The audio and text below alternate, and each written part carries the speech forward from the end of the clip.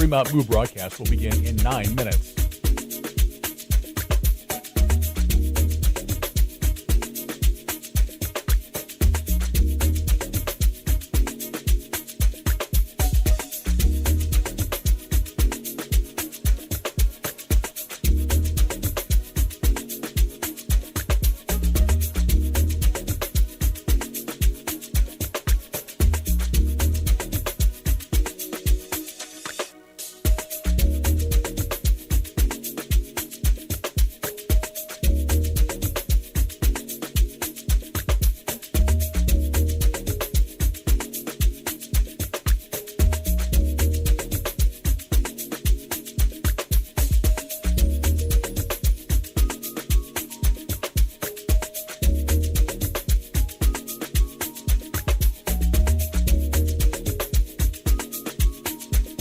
Your Fremont Moo broadcast will begin in 8 minutes.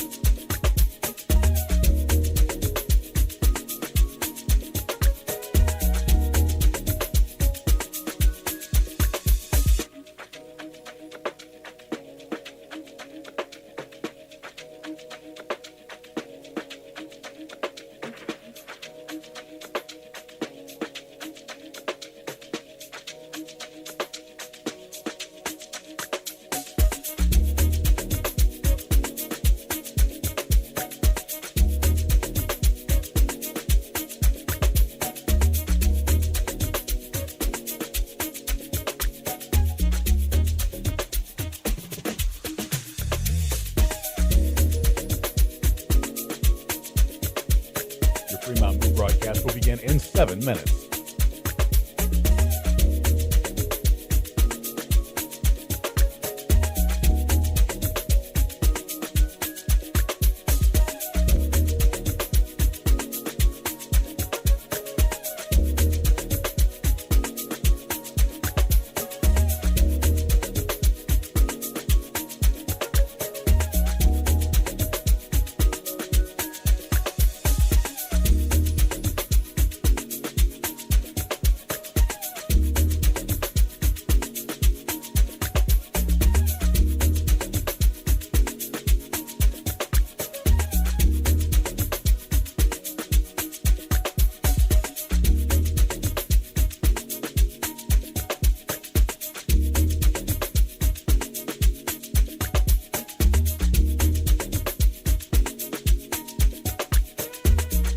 Fremont Moo broadcast will begin in 6 minutes.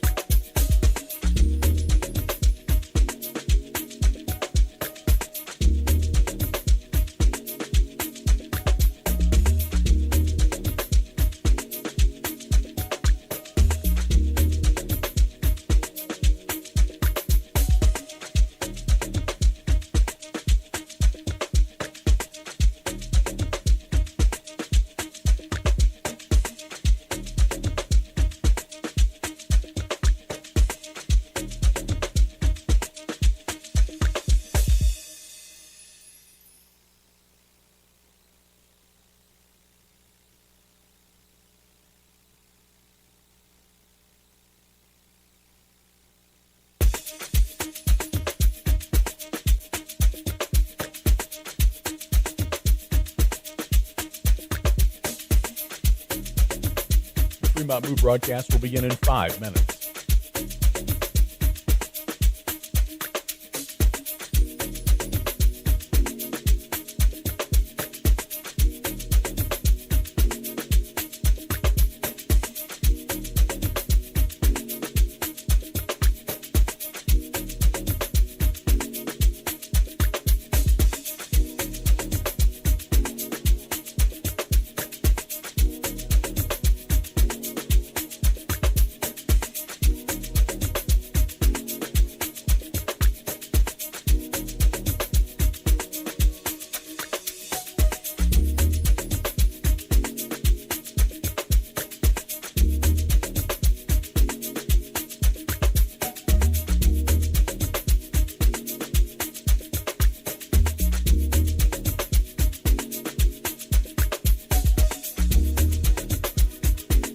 Fremont Moo broadcast will begin in 4 minutes.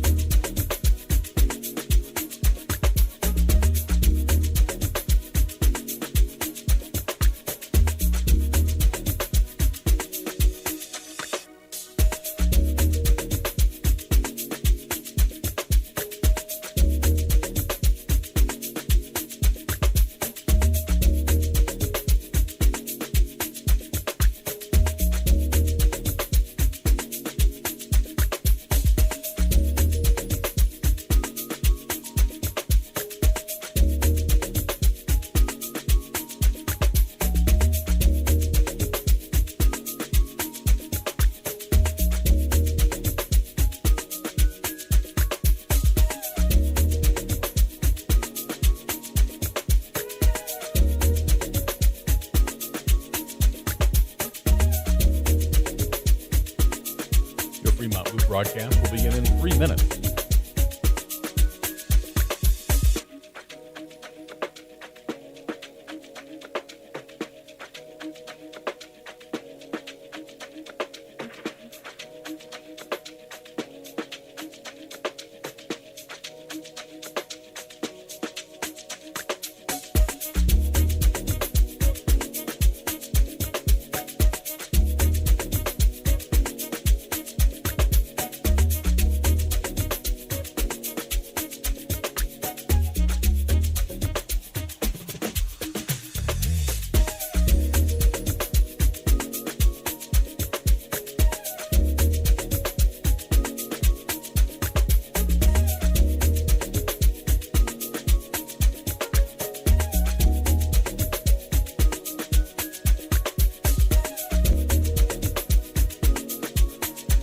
Fremont Moo broadcast will begin in 2 minutes.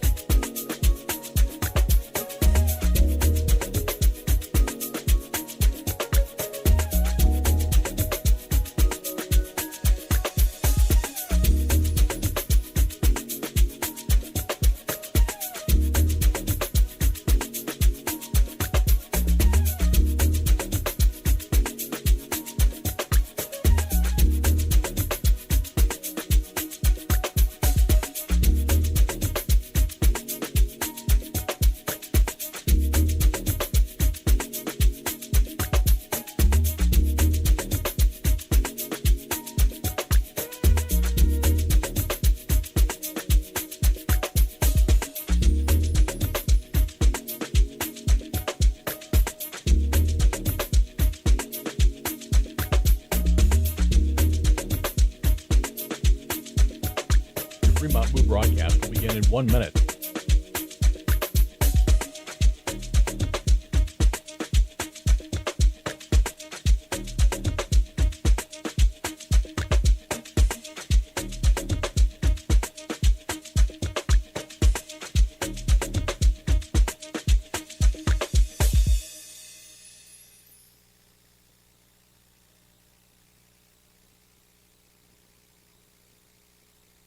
Your Fremont Moo broadcast will begin in 30 seconds.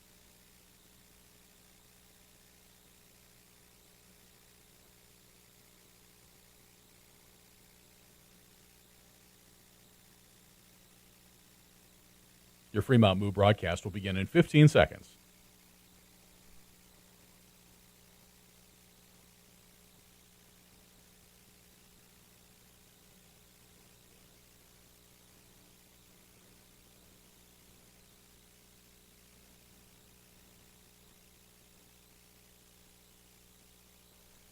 Fremont Moo baseball is on the air. 2-0 the count on Peterson. The pitch, he swings and pulls it into left field for a base hit, and the Moo take the lead.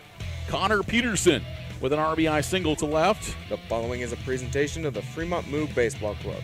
This broadcast is brought to you by Raising Cane's, Tommy's Express Car Wash, Buffalo Wild Wings, Extreme Outdoor Power, La Hacienda, Super 8 of Fremont, Windstar Bus Lines, Keels Barbershop, The Door, the Nebraska Lottery. Pack is set in the first pitch, and Heyman swings and hits this ball in the air to center field. Hits it well. It is back just left to straightaway center field, and it is going to be gone! Henry Heyman, a 2-run shot, and the Moo leads 7-0. Additional fine sponsors of Moo Baseball include Bloom Optical, Inspro, Your Fremont Hy-Vee, the Silver Dollar, Christensen Lumber, Lincoln Premium Poultry, We See Plumbing and Excavating, and the Dodge County Convention and Visitors Bureau. Tap to the right side. Peterson's got it. He will take it himself, and the Moo win it. The Fremont Moo have defeated the Casper Spuds 8-1. The Fremont Moo have claimed the Independence League Baseball Championship Series. The Cow jumps on top of the moon and firmly plants its hooves on top of the Independence Baseball League. Now, let's head to the field, and with the call of the game, here's Rich Ray and Alex Burstein. Good evening once again, everyone. We welcome you to historic Moeller Field in Fremont as the Fremont Moo officially have their 2024 home opener tonight as they open up a 3-game series with the OAHE ZAP in the Independence League Baseball Association. Hi, everyone. I'm Rich Ray, along with Alex Burstein. Great to have you along here tonight for this evening's contest as the Fremont Moo went on the road for their first 5 games, and they went 4-1, going to Pierre last week, and went 3-1 against this OAHE ZAP team. And then on Tuesday, went to Hastings and defeated the Hastings Sodbusters by a final score of 6-1. And a scheduled off day on Wednesday, and then the 2-game series that was highly anticipated in the rematch of the 2023 ILB Championship Series between the Fremont Moo and the Casper Spuds. It got postponed due to rain. We did have a good amount of rain, almost an inch of rain that came down on Thursday. Yesterday, not so much, but the decision, Alex, was made to go ahead and err on the side of caution because Casper had a 10-hour bus trip to come here. It wouldn't make any sense for that team to drive 10 hours, sit in the motel room for 2 days, and not play baseball. Yeah, better safe than sorry. Those teams looking to find some dates in the near future for a rescheduled match, but instead we get games number 5, 6, and 7 this year against the Zap. The Moo very familiar with this opponent, and they had a lot of success against them in the first weekend of the season. But this is a Zap team that has really strong starting pitching, and that's going to continue here into this weekend series. Yeah, we're going to see 2 pretty good starters here tonight, one from each team. Nathan Palacios, who started against Fremont earlier this season, went a good 5 innings and hardly gave up anything. 1 hit, no runs, was dominant in that performance. Luke Hamza will take the mound for Fremont tonight, the Midland University product, and he had a no decision his first time out, but had a very good outing in that contest. And so that will set things up for this evening. And a couple of things about tonight. It is the Saturday night, so it's a salute to service night here at historic Moeller Field. It's a red, white, and Moo theme, and fans that are wearing their stars and stripes are getting into the ballpark for a half price off their general admission ticket. Also, it's Teacher Staff Appreciation Night tonight, and we appreciate all the work that the teachers and staff do at their particular schools, and we'll have some recognition of that on the field here tonight as well, as they will receive half-price reserved general admission tickets for tonight's contest and a free drink chip because being a teacher and administrator, we know that you definitely deserve it. That's for sure. So the coaches are meeting our umpires here at home plate. We want to let you know that tonight's broadcast is brought to you in part by the Dodge County Convention and Visitors Bureau as they welcome you to historic Moeller Field, where tonight's game time temperature is 76 degrees. And we have a fair sky this evening and hardly a breeze at all. Calm wind for tonight's contest. Should be a great night for the home opener for the Fremont Moo as they take on the OAHE ZAP in the first of a 3-game series in what was going to be a 13-game homestand. Now is an 11-game homestand with the 2 games with Casper being postponed and will be made up a little bit later on. So we will come back and we will have more in just a moment. We'll check the field conditions and also hear from Connor McGonigal, the head coach of the Fremont Moo, when we return. We'll be back after this. This is the Fremont Moo Radio. This is the Fremont Moo Baseball Network. Welcome to Fremont and Dodge County, where we invite you to play, shop, stay, and eat. Dodge County is where your next outdoor adventure is at your fingertips. Did you know that downtown Fremont is also known as the antique capital of Nebraska? Fremont and Dodge County also has many fine hotels, campgrounds, and RV parks to suit any needs. We invite you to come and see why downtown Fremont has been named the most charming downtown in Nebraska by USA Today. Kills Barbershop is the Sports Center barbershop in Fremont. Be sure you look your best and get into Kills Barbershop, where you'll receive quality haircuts in a friendly atmosphere. Get a fresh cut, have them hot leather, and shave your neck. If you're looking for that special feel of a true barbershop, Kills is the place for you. They're open Tuesday through Friday, 8:30 to 5:30, and Saturday, 7:30 to 3. Kills Barbershop, 6th and Broad in downtown Fremont. They'll make you look your best. The Inspro Insurance pregame show continues as we chat with Connor McGonigal, head coach of the Fremont Moo. Home opener tonight as they take on OAHE and the ZAP. A couple days ago, we would have said that against the Casper Spuds, but weather-wise, it just didn't work out. We got some rain and the field pretty soft. Still pretty soft right now. Let's talk about the conditions. We're good to go, yes? We are good to go, yeah. I think it's, we had a lot of work done with it. The guys did a good job helping us out. It will play a little soft, so the guys are going to take that into consideration when they're fielding ground balls. We feel like it's good to go. We don't think there's any glaring issues with guys getting hurt or anything, so we're excited to finally play some baseball here at home. Baseball is a sport of repetition. You want to play just about every day, and you had 3 days off here. Is that a concern at all?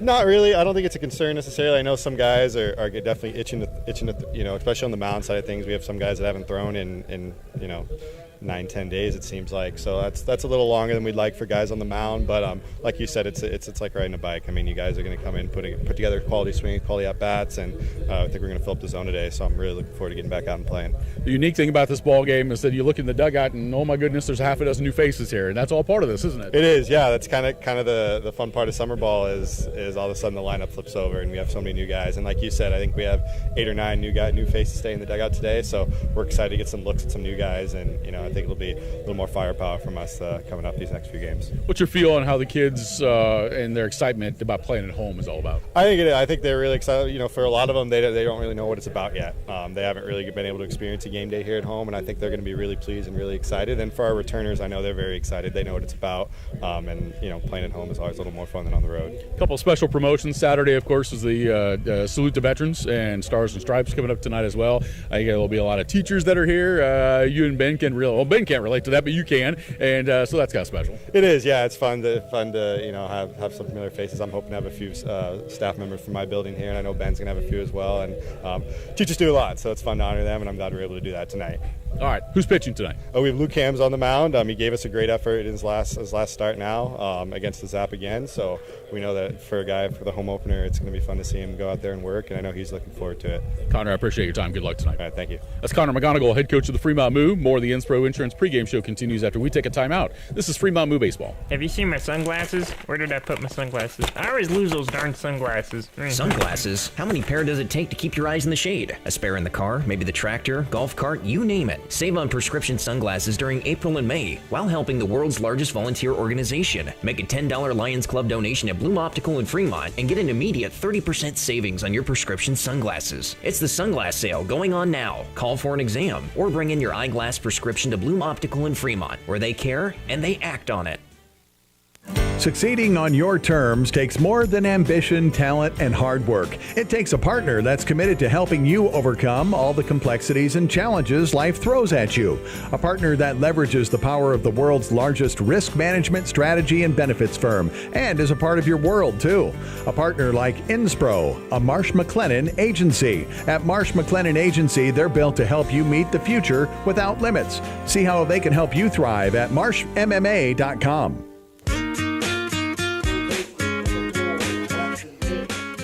Getting closer to first pitch between the Fremont Moo and the OAHE ZAP from historic Moeller Field in Fremont for the 2024 home opener for the Fremont Moo. Field conditions brought to you by Keel's Barbershop. To keep your hair and for the best haircut around, stop in Keel's at 88 West 6th Street. It's been a lot of work done on this field over the last week and a half, and with the rain that we had on Thursday, it was pretty soft during batting practice earlier today, Alex, but it looks like that all the work that's been done, a little bit of sunshine today has dried it up a little bit. Yeah, Fremont saw sunshine for the first time in about 72 hours. The team was actually practicing on Thursday on this field when the downpour started coming down, and that's when the field really got into some poor condition, but the grounds crew here has done really great work to get everything done, and looks like a pretty good field here for opening day at Moeller Field. It is perfectly manicured and ready to go, and it's time for us to introduce the umpires, brought to you by Bloom Optical. They are the eye care professionals, and they care about your eye care, your eyewear, but most importantly, they care about you.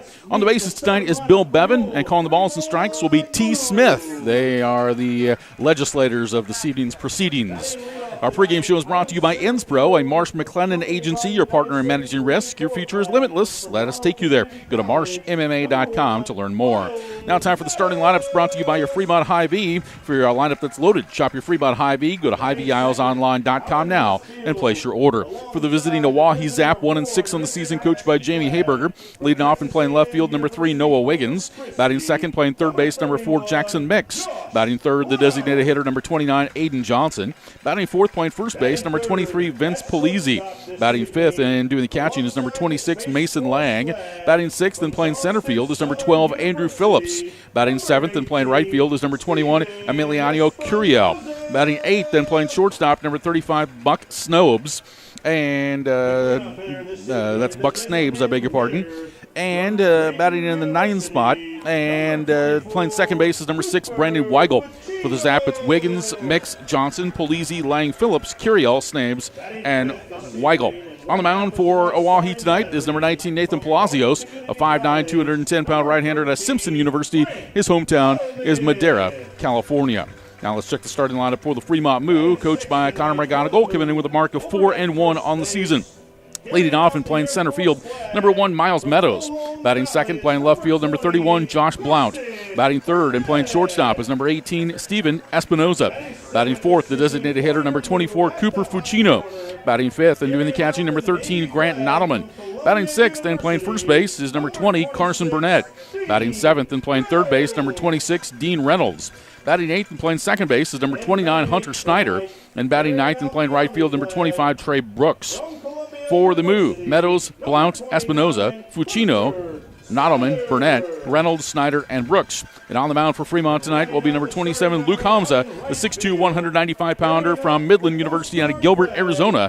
Hamza, no record with a 1.31 ERA. So those are the starting lineups for this evening's contest. They're brought to you by your Fremont Hy-Vee. For a lineup that's loaded, shop your Fremont Hy-Vee. Go to HyVeeIslesOnline.com now and place your order. You're going to hear us describe this a lot as the Fremont Moo Baseball Network, because at home games now, not only are we on radio, but streaming on the internet. We also have video streaming live on BSDN Live. Plus, there's going to be multiple platforms coming up soon that those will be on as well. So that's the easiest way for us to describe it, the Fremont Moo Baseball Network. Yeah, you can find the Moo anywhere and also in person. So many ways to catch the Moo this home season. You bet. At this time, the players are on their respective baselines. And now, as those that can view this online, we're going to see the raising of the flag as we're going to listen to Jared Roberts, our public address announcer. Sports Coalition, a nonprofit organization, has been working on getting a new 40-foot flagpole out in center field. It is here. And tonight, we are proud to raise the United States of America flag to fly high over historic Moeller Field for the duration of the season.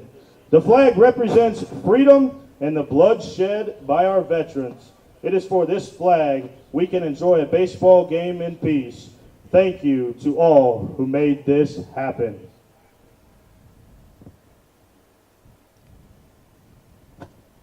And now, at this time, if you will please rise, gentlemen, kindly remove your hats and direct your attention to center field for the national anthem performed by Jaden Ankerson.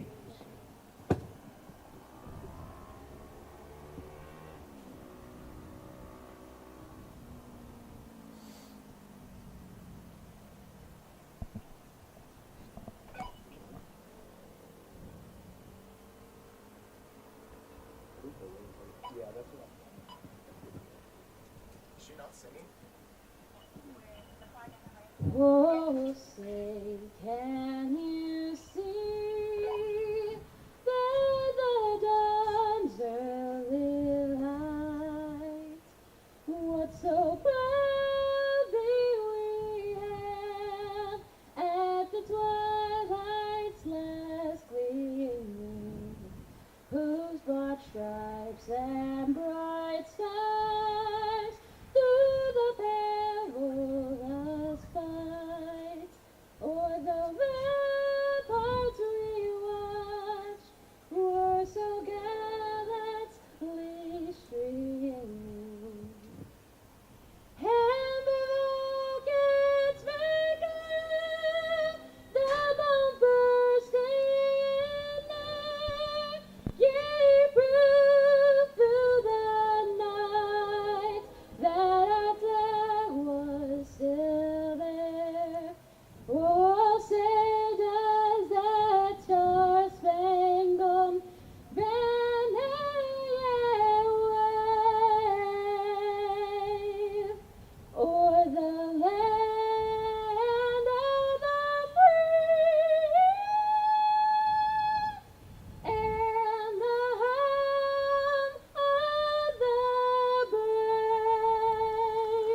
Jaden Ankerson with our national anthem, the Star Spangled Banner. When we return, first pitch between the Fremont Moo and the OAHE ZAP. Coming up, this is the Fremont Moo Baseball Network. You've already built something incredible. When you're ready to elevate your business even higher, you need a partner who can give you a platform for scale and even greater success. A partner with the strength and resources of the world's largest risk management, strategy, and benefits firm. A partner committed to building a network of accomplished brokers in your community. A partner like Inspro, a Marsh McLennan agency. See how they can help your business go further at marshmma.com. Your Fremont Hy-Vee is proud to sponsor local sports, and they know that you fans love your meat. Hy-Vee has all your favorites at the best prices right now. Hy-Vee Choice Reserve Steaks. Always low prices on your favorite flavor of brats. Boneless, skinless chicken breasts, chicken grillers, America's pork chops for the grill, and the best cuts of salmon and seafood. Shop online right now. Go to HyVeeIslesOnline.com and place that order. Your Fremont Hy-Vee. Proud to be a part of local sports.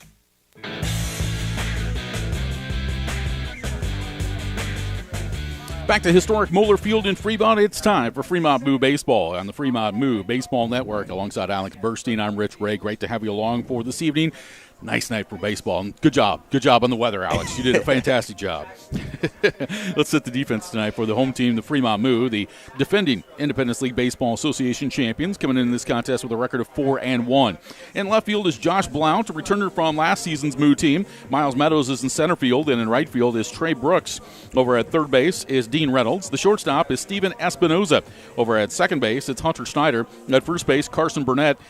Grant Nottaman is doing the catching this evening, and on the mound is Luke Hamza. Hamza comes in with a mark of no record at a 1.31 ERA. And the first three batters he'll face will be Noah Wiggins, Jackson Mix, and Aiden Johnson to begin our contest.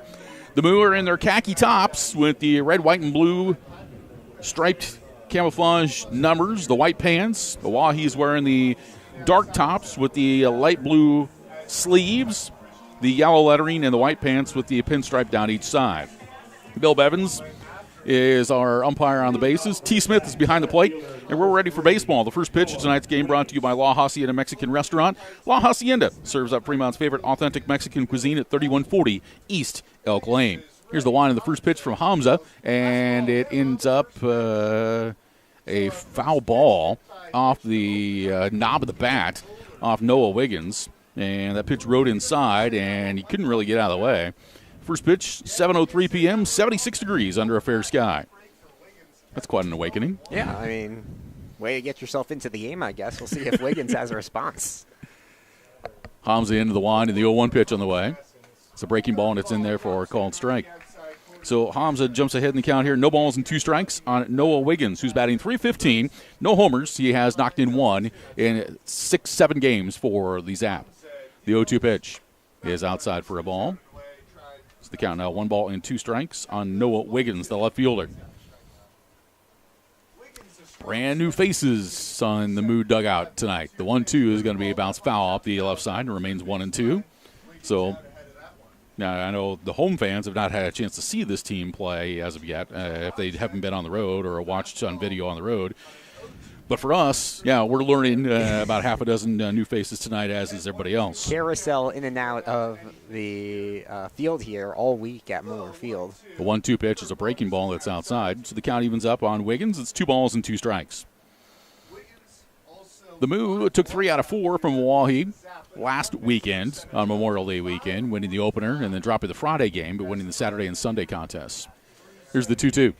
And that's high for a ball. So the count goes full. 3 balls and 2 strikes. The leadoff batter, Noah Wiggins, the left fielder. And Hamza really led the effort in that first game. He went 5 innings of 1 hit ball. Then things got a little shaky. They had to go to the bullpen, but he's a big momentum guy. 3-2 pitch, and that's going to miss outside for ball 4. So Wiggins will draw a walk to lead things off, and the Zap have a base runner to begin things here in the top of the first inning. So that's going to bring to the point now the third baseman, number 4, Jackson Mix. Mix out of Southern Wesleyan University. Gray, Georgia is his hometown. He's batting .300. He's got 1 home run, and he's driven in 2 for the Zap this season, left-handed batter. Hamza out of the stretch, and the first pitch is in there for a called strike. No balls and 1 strike to Jackson Mix, the third baseman. Yeah, we saw Hamza really try to go to the outside part of the plate against the righty Wiggins. Now with a lefty in the box, it'll be interesting to see how he deals. 0-1 pitch catches the outside corner at the knees, and Hamza's ahead in the count here. No balls and 2 strikes on Jackson Mix. Runner at first, nobody out, top of the first inning. Throw on over by Hamza will chase the runner back to the bag. The dimensions at Moeller Field, 325 down the right field line. It is 355 in the right center gap, 380 to straightaway center field. Here's the 0-2. Swung on, it popped in the air, foul ball, and that is out of play. So the count remains at no balls and 2 strikes. 375 in the left center field gap. And to left, the Moeller Monster, 290 down the line. But, of course, it's a 25-foot fence, and this ball is ripped foul down the right side, so the count reigns at no balls and 2 strikes. Yeah, if you're going to hit a home run here at Moeller Park, probably the best place to go is going to be that left center gap where it's shallow, but there isn't that gigantic fence. But this is definitely a hitter's-friendly ballpark. Hamza set the 0-2 on the way. Swung on and pulled into right field, and it's going to drop in there for a base hit. And so that will end up giving the Zap a base runner at first and second here in the top of the first inning. So the first 2 batters are aboard.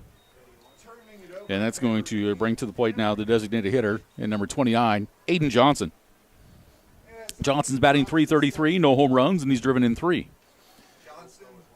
Back years ago, he played on this field as a tyke when there was no Moeller Monster, and it was the same distance. So I can only imagine how that went. Oh, a 15-year-old kid thinking, I can hit it out of here. Definitely. Then you start pulling everything. First pitch to Aiden Johnson from Hamza is in there for a called strike. No balls and 1 strike to Hamza, to Johnson, the designated hitter. Johnson from Saracoso Community College. His hometown is Austin, Texas. Moo looking to get the first out of the ball game here, the 0-1. It's a breaking ball outside. And the count evens. It's now 1 ball and 1 strike to Aiden Johnson with Vince Polizzi to bat next. Yep, it's baseball time. I can smell the grill going already. 1 ball and 1 strike the next pitch. Swung on and foul back. It's the count 1 ball and 2 strikes. And our foul ball is brought to you by Lincoln Premium Poultry. They specialize in fowl but love being a part of the Fremont Moo. For a career with LPP, visit LincolnPremiumPoultry.com. No pregame meal for you, Rich, with the grill? I did not get a pregame meal in, but I got a surprise for you later. Okay, I'm excited. 1 ball and 2 strikes there on Johnson. Next pitch, just missed outside. It's now 2 balls and 2 strikes, 2-2. One of my, I don't know if I have any talents, but one of the hidden things I like to do is I like to cook. Okay. I made a homemade apple pie for after the ball game. Really? Yes, How I about did. this? 2-2 pitch, swung on and fouled off. It remains 2-2. So we're going to learn something after the ball game. A, is it good? B, will half the team be sick coming up for tomorrow's game? Hopefully that's not the case. A lot of power put in your hands. Too much, Alex. 2 balls and 2 strikes to count. Next pitch on the way. Fastball, and that is down low for a ball 3. So Hamza is bouncing around the zone here. And he goes to a full count here against Aiden Johnson. 3 balls and 2 strikes to count. Runners at first and second, nobody out. The next pitch swung on and missed for strike 3. So Lucas Hamza gets a strikeout, and that's the first out here in the top of the first inning. Yeah, he'd been working with that breaking ball, both a slider and the changeup through the first 2 batters. Could not get a lot of swings and misses, but he gets it there with a really good changeup with some late break and gets a big first out here with 2 guys on. So here's Vince Polizzi at the plate. First pitch from Hamza. It's a breaking ball that floats in there for a strike. It's 0-1. Polizzi batting .222, 1 home run, 5 runs batted in. Out of Loras College, his hometown, Naperville, Illinois. Stretch in the 0-1. Outside. All right, Illinois native. Mm-hmm. How far is that from Chicago? Not too far. A lot of Naperville people claim to be from Chicago. Not from Chicago, though. 1 ball and 1 strike to Polizzi. Next pitch, swung on and fouled straight back.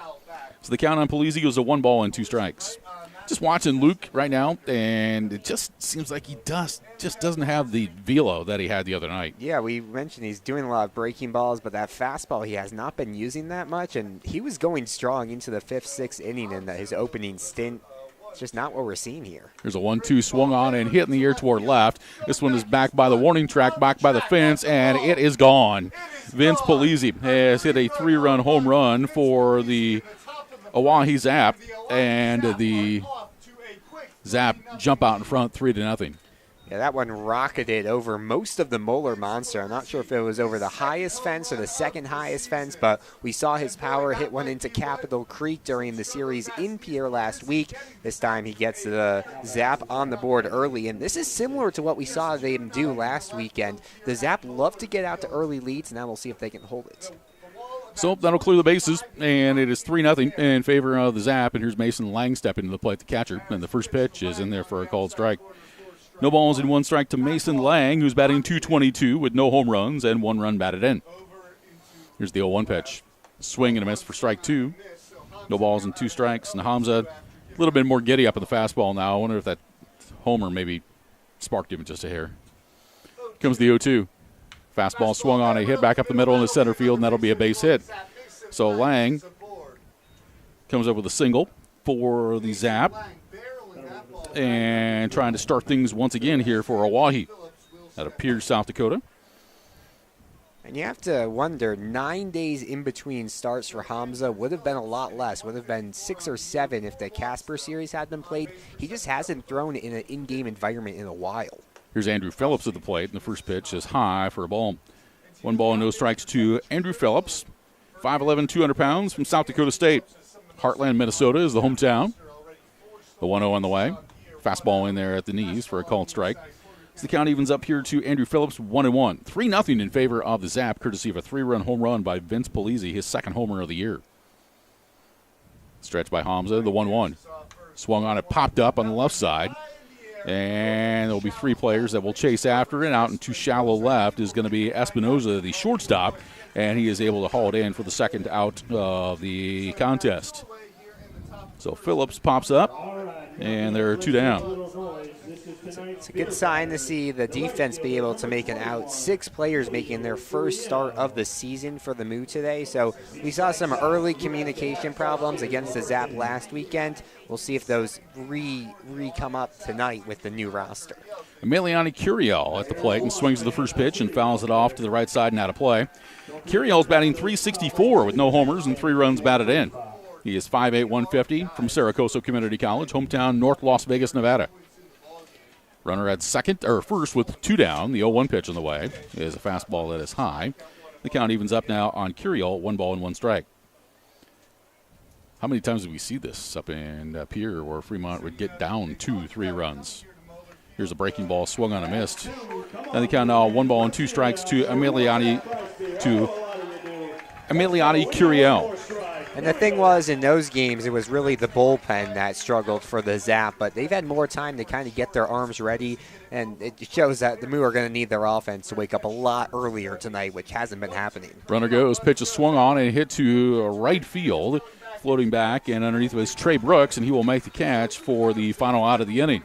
So Curiel flies out to right, and that's going to do it for OAHE in the top of the first, but the Zap score 3 runs on a total of 3 hits. The Bay hit the 3-run home run by Vince Polizzi. There were no errors and 1 runner left on base. After half inning, OAHE 3 and Fremont coming up. Back in a moment, this is the Fremont Moo Baseball Network. La Hacienda Mexican Restaurant, your favorite family-owned restaurant, is offering their family taco pack special. Right now, feed the whole family with 12 tacos, rice, beans, chips, and salsa for only $38. Be sure to check the back of your Fremont Moo tickets for a Moveless discount at La Hacienda. You can get a family taco pack anytime. La Hacienda, 3140 Elk Lane. Call in your family taco pack at 402-721-9909 or order online at lahaciendafremont.com. They cater too. Looking for a nice place to go? A place that's rich with tradition, great service, and atmosphere? A fantastic place where you can go and still carry on a conversation. Maybe shoot a game of pool and enjoy one of the best jukeboxes in town. Silver Dollar is one of the finest places for adult libations at reasonable prices. Join the Silver Dollar family and enjoy, but you need to be 21 or older. See y'all soon, and remember, not everything that glitters is gold, but we're pretty sure it's probably silver at the Silver Dollar, 18th and Bell Street in Fremont.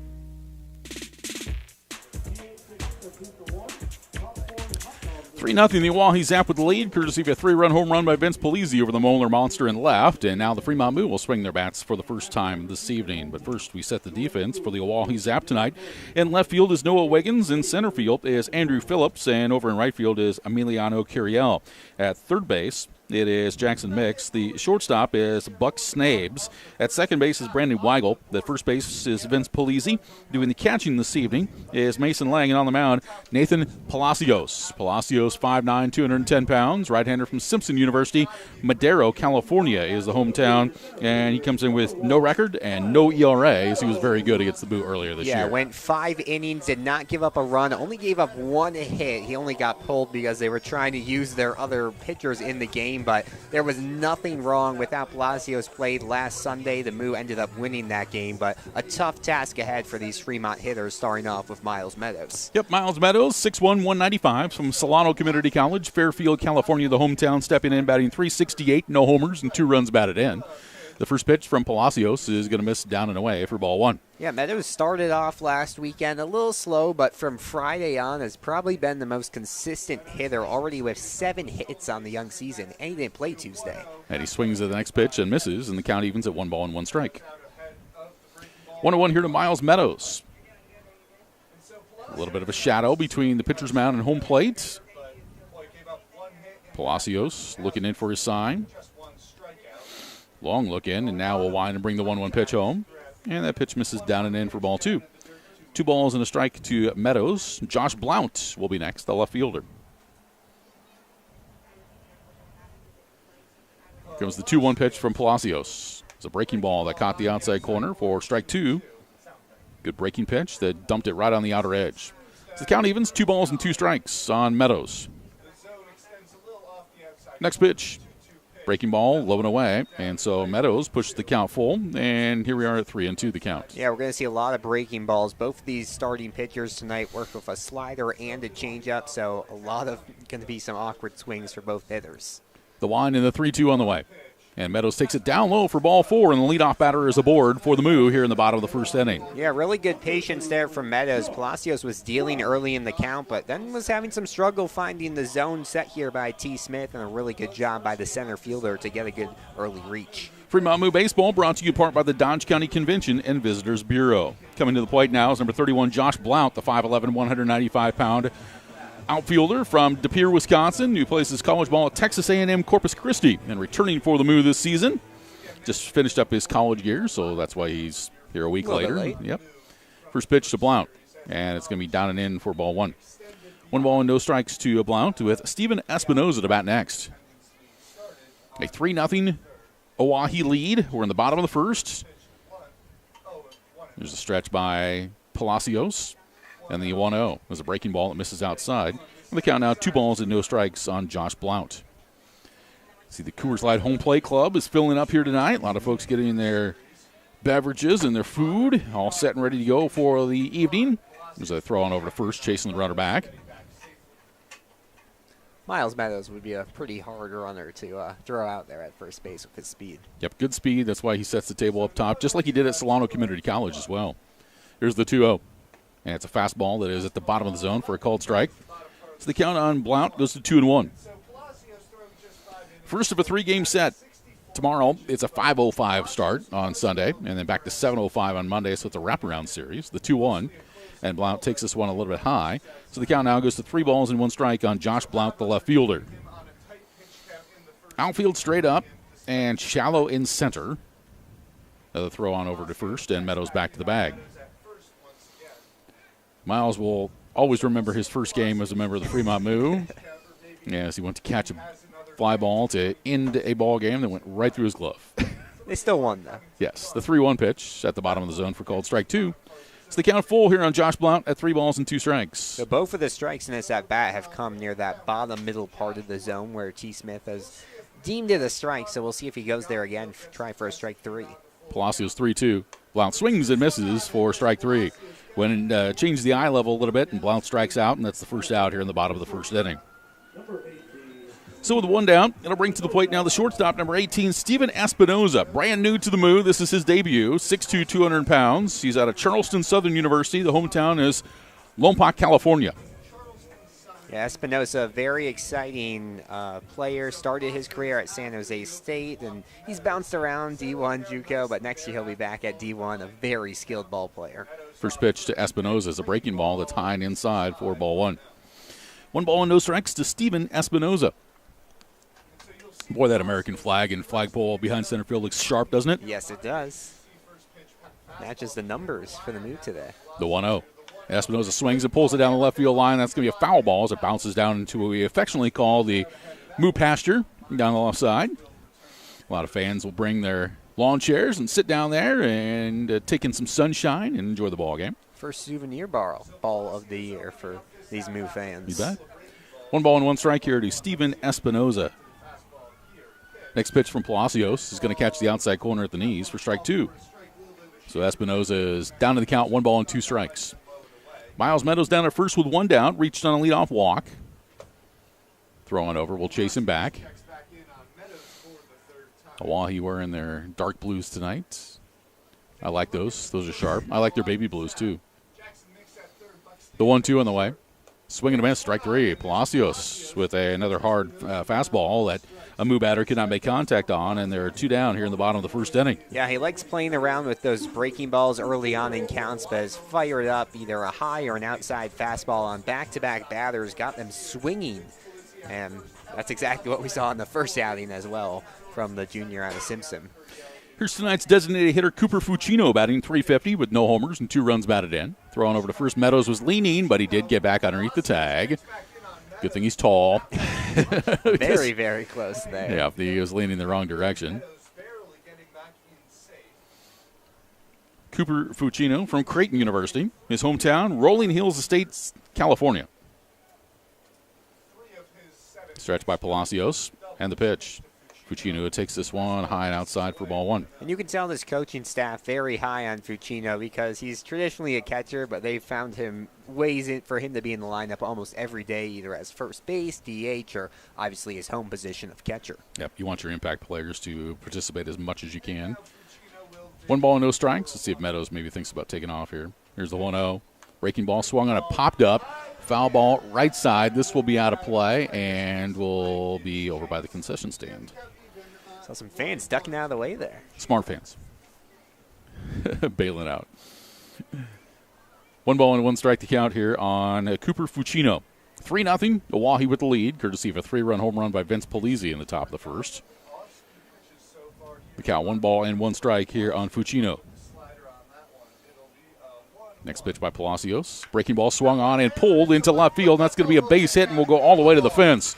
Meadows is around second on his way toward third. That's going to be a double for Cooper Fucino. And the Moo have a couple of base runners aboard here in the bottom of the first inning with 2 down. Yeah, that's going to be his 4th double of the year already for the Creighton sophomore, and he's shown what a big bat he has. And this is a really good chance for the Moo to eat into that early lead that the Zap have. 2 outs, but they have a good hitter coming to the plate in Grant Nodelman.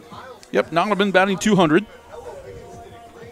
Just played Tuesday night out at Hastings, his first game with the Moo. Nodelman, 5'9", 170, from Barton County Community College, and he is a Lincoln native. I'll slap in the outfield here. Could cut this to a 1-run game potentially. Very easily. So Nodelman, the left-hander, at the plate. First pitch from Palacios, and Nodelman takes a fastball for a called strike. No balls and 1 strike to Grant Nodelman, with Carson Burnett to bat next. Meadows is at third, and Fucino is at second. Palacios is ready. Now the 0-1. Nodelman swings and bounces one on the right side, where it is gloved cleanly over at first base. And up with it and able to toss it on over was Vince Polizzi, and that is the final out of the inning. So Nodelman is retired 3-1 for the final out in the first in the inning for the Moo. No runs. There was 1 hit, there were no errors, and there were 2 runners left on base. We played 1. OAHE leads Fremont 3-0. Back with more in a moment on the Fremont Moo Baseball Network. Get great seats, safer, simpler, and smarter with TicketSmarter. Choose great seats from over 125,000 live events, all backed with a TicketSmarter 100% ticket guarantee. Get your tickets smarter at TicketSmarter.com.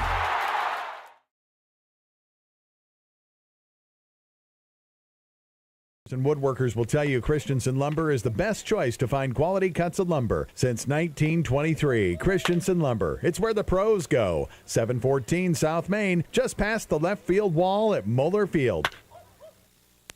Lincoln Premium Poultry is excited for Fremont Moo baseball this summer. Hey, you're looking for a new opportunity? You can hit it out of the park with a job at Lincoln Premium Poultry. With a fantastic culture, great pay and benefits, and room for growth, Lincoln Premium Poultry is one of Fremont's best destinations for summer fun and employment. Just go to LincolnPremiumPoultry.com right now and check out all the job opportunities available.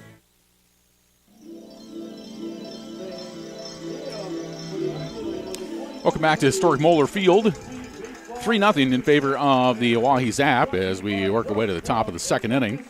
Going to do a little bit of groundwork here on the mound between innings as we talked about the rain that we got on Thursday and a little bit on Friday and how soft that the field was earlier today. And with the pitchers planting that foot and the hard pounding with their plant foot, obviously they're digging a pretty good hole. So they're going to go ahead and get some quick dry out there, and a couple of the players will do some raking and get that taken care of before we begin the top of the second inning. I want to let you know the Fremont Moo Baseball is brought to you in part by Keel's Barbershop. To keep your hair and for the best haircut around, stop into Keel's at 88 West 6th Street in Fremont. Along with Alex Burstein, I'm Rich Ray. Good to have you along here on the Fremont Moo Baseball Network. 3-0 in favor of the OAHE ZAP as we will work our way to the top of the second inning. And the first three batters will be 8, 9, and 1 in the order.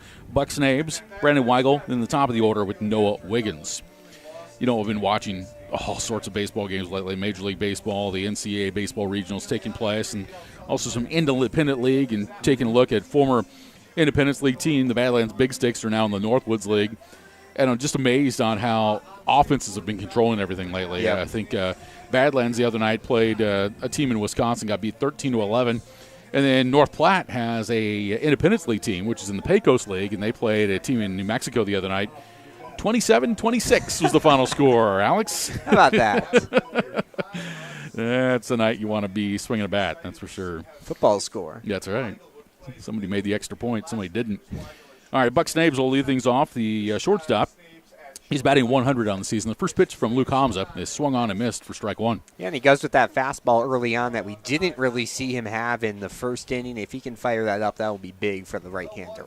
Here's the 0-1 on the way, swung on and fouled out of play to the right side. And so the count, no balls and 2 strikes here on Buck Snabes. He did not play in the 4-game set up in Pierre against the Moo. He is 6'1", 175 out of Saginaw Valley State. His hometown is Rochester, Michigan. Here's the 0-2. That fastball misses outside. So the count now 1 ball and 2 strikes on Buck Snabes with Brandon Weigel to bat next. Hamza winds, and now the 1-2 on the way. Breaking ball, foul back. You know, it also might have to do a little bit from the tough start that Hamza had earlier. Maybe just trying to get comfortable with the mound. Yeah. I mean, but then again, I'm making excuses for the pitchers and all. 1 ball and 2 strikes. Next pitch from Hamza on the way. And that's low and away for ball 2. Well, the one complaint that the pitchers had after last weekend's series at the ZAP where there were so many holes in the mound so their cleats were getting caught, and obviously the Moo trying to keep that from happening here today. 2-2 swung on and foul back. Every mound's different. That's what they would tell you when you start playing this ball game is that you got to get used to it because you can go and you can warm up in the bullpen, and by the time you get on out to the mound, it's completely different, and that could affect your release point and your plant foot. And the 2-2 pitch is a breaking ball that just missed up. So the count goes full here to Buck Snabes at 3 balls and 2 strikes. And Hamza's first start at the ZAP, there was a slightly higher mound, so dealing with a little bit of different height here as well. 3-2 pitch, swung on and bounced toward third base where it is gloved cleanly. The toss is across, and it is going to be in time for out number 1. Nicely done over at third by Dean Reynolds, who is making his Moo debut this evening as well, and that is the first out here in the top of the second inning. Yeah, double clutch there from Reynolds made it a little closer than initially appeared to be, but he's got a hot hand over there in the hot corner and gets the runner out there at first. Brings up the second baseman, Brandon Weigel, batted 182. He's driven in 4 this season, as the first pitch is going to miss low and away, ball 1. 1 ball and no strikes to Brandon Weigel. 5'8", 160, Ellsworth Community College is where he plays. He's out of Lincoln. The 1-0 pitch is in there at the knees for a strike. And the count evens. It's now 1 ball and 1 strike to Brandon Weigel. 3-0 OAHE with the lead. Vince Polizzi with a 3-run home run in the top of the first. Here's the 1-1. Fastball, and it's in there for a called strike 2. So the count now 1 ball and 2 strikes to Brandon Weigel. 1 out with nobody on here in the top of the second inning. Hamza's wind and 1-2 on the way. Off speed. Called strike 3 at the knees for round number 2. So he was able to take something off that pitch and caught the bottom of the zone, and Hamza's got his second strikeout of the ball game. Yeah, it just looks to be in so much more control here as he gets ready for his second go-through of the lineup. But in the first inning, just wasn't hitting his pitches, gave up a leadoff walk, and has slowed things down and worked it well here in the second. Back to the top of the order now for the Zap, and left fielder Noah Wiggins. First pitch from Hamza, breaking ball that misses outside for ball one. 1 ball, no strikes. Wiggins drew a base on balls to begin the contest and later came around on that 3-run homer by Polizzi. Comes the 1-0 pitch from Hamza. Fastball at top of the zone, called strike. As the count evens, it's now 1-1. 1 ball and 1 strike to Noah Wiggins with 2 out and nobody on here at the top of the second inning. Hamza winds, and now the 1-1 pitch. Breaking ball, swung on and popped foul to the right side and out of play. So the count 1-2 here on Noah Wiggins. Yeah, Hamza looks much more comfortable here in the second inning. Outfield shaded a little bit to the right. Comes the 1-2 pitch. And that fastball bounces away. And the count evens up on Noah Wiggins at 2 balls and 2 strikes. How'd your Cubs do today? They playing? I believe they're playing tonight against the Reds. Yes, that's the national broadcast. Okay. Comes the wind and the 2-2 pitch. Breaking ball is low. Count now full. 3 balls and 2 strikes on Noah Wiggins. Zap about hit the Moo 3-1. Hamza, the 3-2 on the way. Fastball is down low, and that's ball 4. So Wiggins draws a walk for the second consecutive plate appearance, and a runner aboard with 2 down here in the top of the second. Yeah, this is a Zap team that struck out 18 times last night against Sodbusters, but they're showing a lot more patience here tonight. But they're a team that likes to swing the bat. Jackson Mix at the plate, and the first pitch is going to miss the inside corner for ball 1. If you'll remember, Rich, in that their 1 win over the Moo, they struck out 16 times and still got that win. Right. Moo struck out 14. Still shaking her head on 30 strikeouts in a ball game. Runner goes. Pitch is swung on and popped up left side over by the Moo dugout, and that's going to be out of play. And it'll be Wiggins retreating back to first base after that foul ball, and Jackson Mix at the plate with a 1 ball and 1 strike count. 1-1 the count here on Jackson Mix. He singled in the first inning and scored on Polizzi's homer over the Moeller Monster. 1 ball and 1 strike. Now throw on over to first base. We'll chase the runner back. It's just a unique night. Opening night, which was supposed to be 2 nights ago. 6 new faces that are seeing significant time. There's a pitch. It's going to be bounced to the right side, and it's going to be gloved cleanly. And that's Burnett who's able to glove it, step on the bag, and that is the final out of the inning. So Mix bounces out, and that's going to do it for the Zap here in the top of the second. No runs, no hits, no errors, and 1 runner left on base. We're through an inning and a half. OAHE 3 and Fremont nothing. Back with more in just a moment. This is the Fremont Moo Baseball Network. Gentlemen, here at Weesey Plumbing and Excavating, our customer's duty is our duty. Yes, Drill Sergeant. Now, you're Fremont's finest, and I want you people-pleasing plunger anglers to remember here at Weesey, we don't stop fighting clogged drains, low water pressure, frozen pipes, until our residential and commercial customers are smiling. Am I making myself clear, you toilet, snake, and sink suckers? Yes, Drill Sergeant. Now, our customers will find us in Fremont, on Facebook, and online at WeeseyPlum.com. Weesey Plumbing and Excavating. Your duty is our duty. Fremont Moo Baseball is brought to you by Raising Cane's Chicken Fingers, with 10 Omaha locations, including Fremont, Council Bluffs, and Norfolk. With delicious hand-battered, cooked-to-order Raising Cane's Chicken Fingers, mouth-watering cane sauce, crinkle-cut fries, irresistible Texas toast, fresh coleslaw, plus freshly made tea and lemonade poured over their signature crushed ice. Raising Cane's Chicken Fingers, tasty supporters of Fremont Moo Baseball.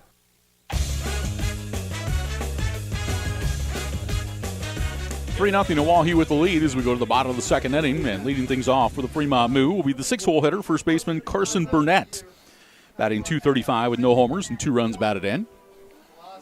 Burnett from Poway, California. First pitch, the breaking ball, and it floats in there. Nope, it missed. T. Smith stood up and did everything but put his right hand in the air. So that's a ball. So the count 1 ball and no strikes here in Carson Burnett's next pitch. Breaking ball, that one is in there for a called strike. The count evens 1-1 to Burnett. Plays his college ball at Ohlone College. 6'2", 185. Here's the 1-1. And he tried to check his swing but fouled it off at home plate. And Burnett falls behind here at 1 ball and 2 strikes. Yeah, Burnett's done a little bit of everything this year for the Moo. Been in left field, been at third, pinch hitter, but tonight gets his first start at first base. And I guess the coaching staff's still trying to figure out where he places best in this lineup. Here comes the 1 and the 1-2 on the way. And it's a fastball, which is low for a ball. And the count now goes to 2 balls and 2 strikes. And Carson Burnett, leadoff batter for the Moo here in the bottom of the second inning. 2 balls and 2 strikes.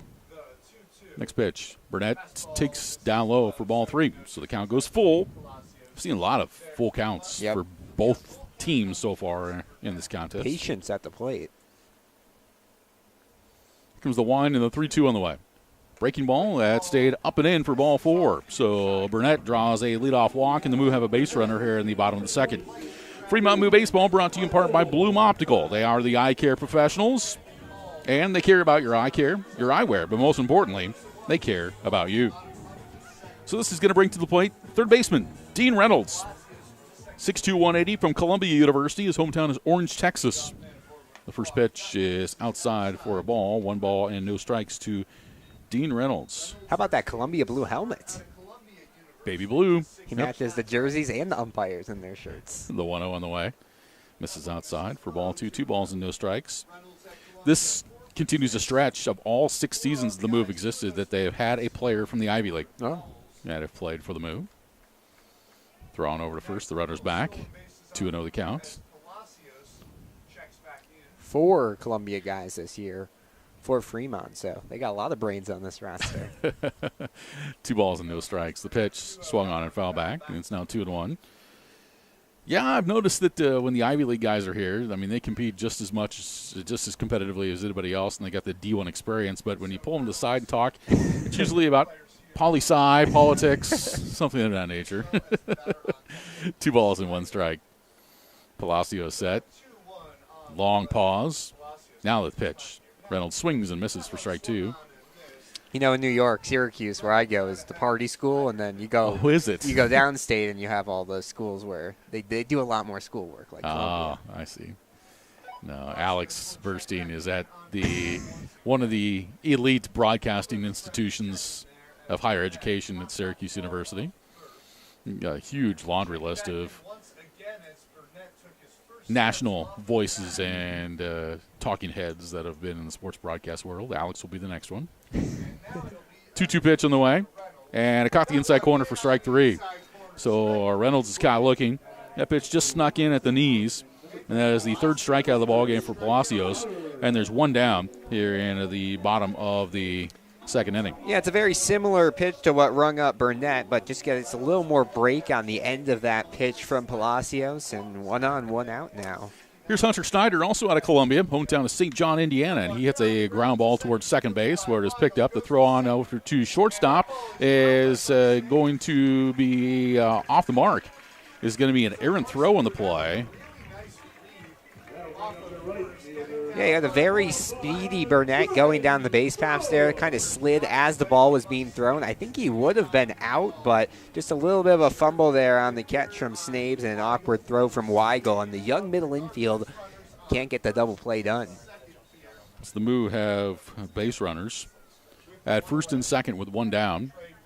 And here's Trey Brooks at the plate, and he takes the first pitch for a strike in the outside corner. And you look at that middle infield, you have 2 guys, very good fielders, but they're both freshmen, so young guys didn't play much this past year, so figuring everything out. Brooks swings at this pitch and misses. No balls and 2 strikes. Brooks from San Jose State, from Encino, California. 3rd straight year the Moo have had a Spartan play for the Moo here during the summer. No balls and 2 strikes to Trey Brooks. 0-2 pitch. Brooks takes it outside. It's now 1-2. Last year, Neil Jansen played center field for the Moo. A couple years ago, Matt Spear played for Fremont from San Jose State and turned out to be an all-conference catcher. The 1-2 is going to be head out to shortstop where it's gloved cleanly. Flip over to second for 1. The relay to first base in time for a double play. So the Zap are able to make amends from the error earlier as Trey Brooks sits into the 6-4-3 ground-out double play, and that will end the inning. So for the Moo in the second, there were no runs, no hits. There was one error and one runner left on base. We played 2 complete. OAHE leads Fremont 3-0. More coming up in just a moment. This is the Fremont Moo Baseball Network. Get great seats, safer, simpler, and smarter with TicketSmarter. Choose great seats from over 125,000 live events, all backed with a TicketSmarter 100% ticket guarantee. Get your tickets smarter at TicketSmarter.com. Tommy Club, keeping your car clean every day. Wash as many times as you want each month. The Tommy Club starts at just $24.99 per month. Sign up today at Tommy's Express Car Wash in Fremont. Buffalo Wild Wings is your headquarters for great food, cold drinks, and is the place to sit and watch the game. Wings, tenders, burgers, sandwiches, and wraps, tacos, and more. You get to try one of B-Dub's fantastic sauces. B-Dub's takeout and delivery is now Buffalo Wild Wings Go. For a limited time, add a 6 count of traditional or boneless wings and get them for free using promo code GOWINGS on all orders of $10 or more. Located at 1220 East 23rd Street, Suite 300 in Fremont. Buffalo Wild Wings. Wings, beer, sports.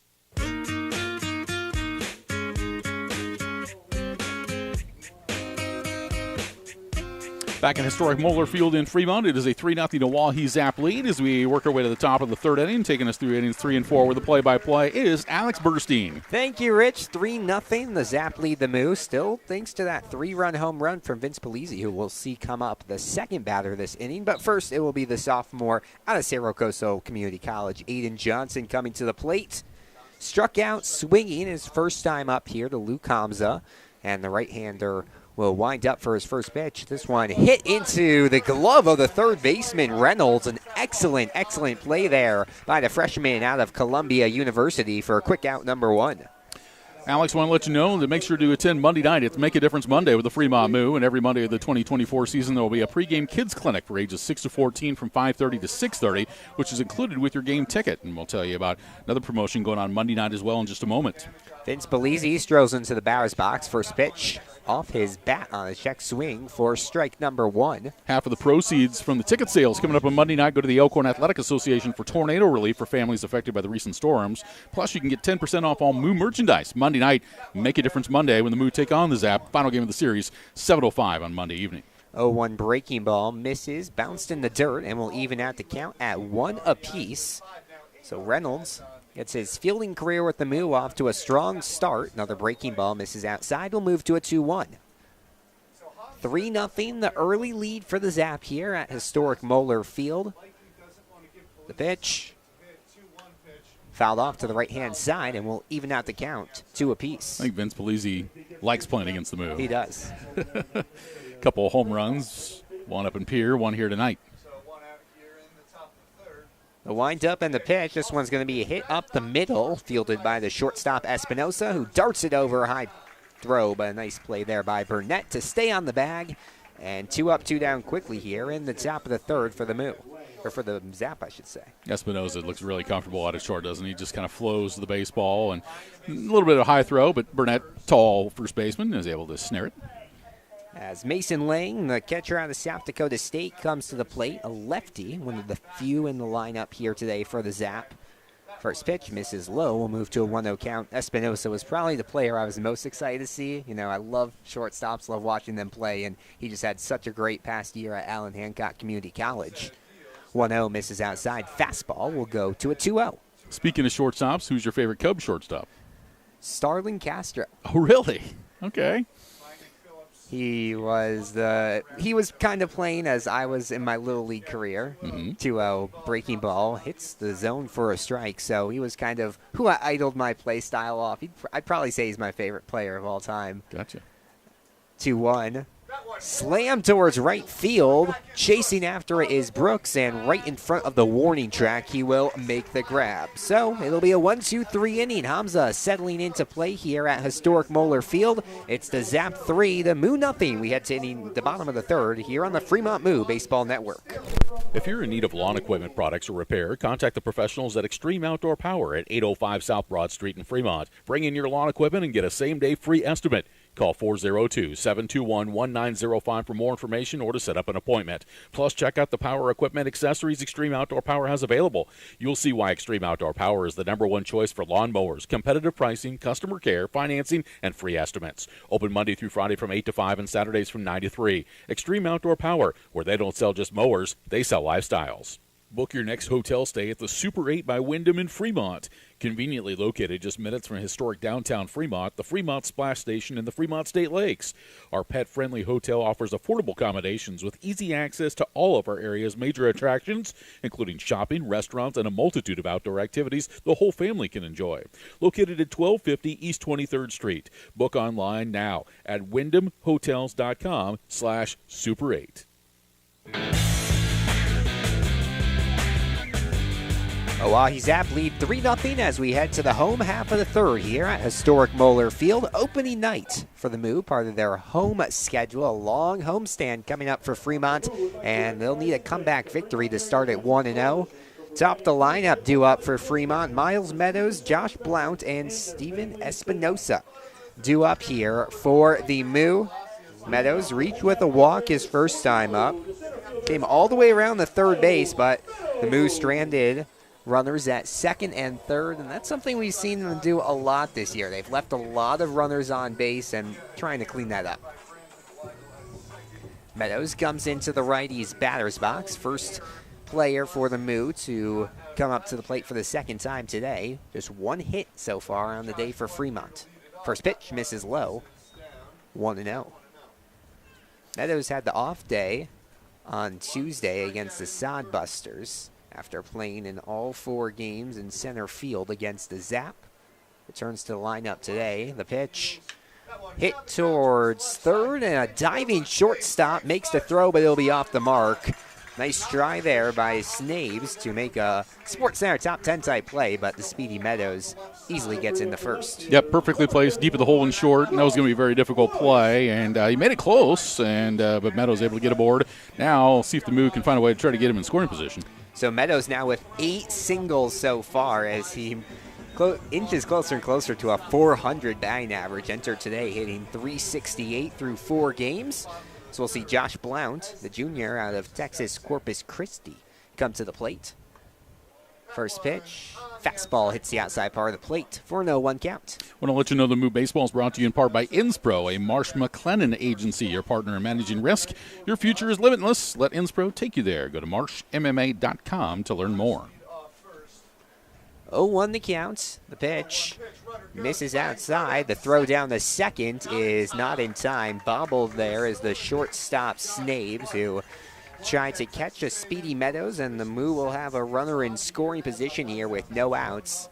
The count even at 1 apiece on Josh Blount. We talked about it. Meadows just so speedy, so athletic there on the base paths. Yep, he got a really good jump, and also the throw coming from the catcher, Mason Lang. He went to plant that left foot and just slipped a little bit, and that helped Meadows get down to second base safely. So Blount trying to record his first hit this season for the Moo. He'll hit this one towards third. The throw across the diamond is low, but scooping it up and staying on the bag is Polizzi. So a 5-3 putout will keep Meadows at second and move us to 1 out here in the bottom of the third. Blount last year made good contact for the Moo, but also he has a very, very good eye. He got on base most of the time by drawing a walk, and at that time put the ball in play, but just couldn't get on safely.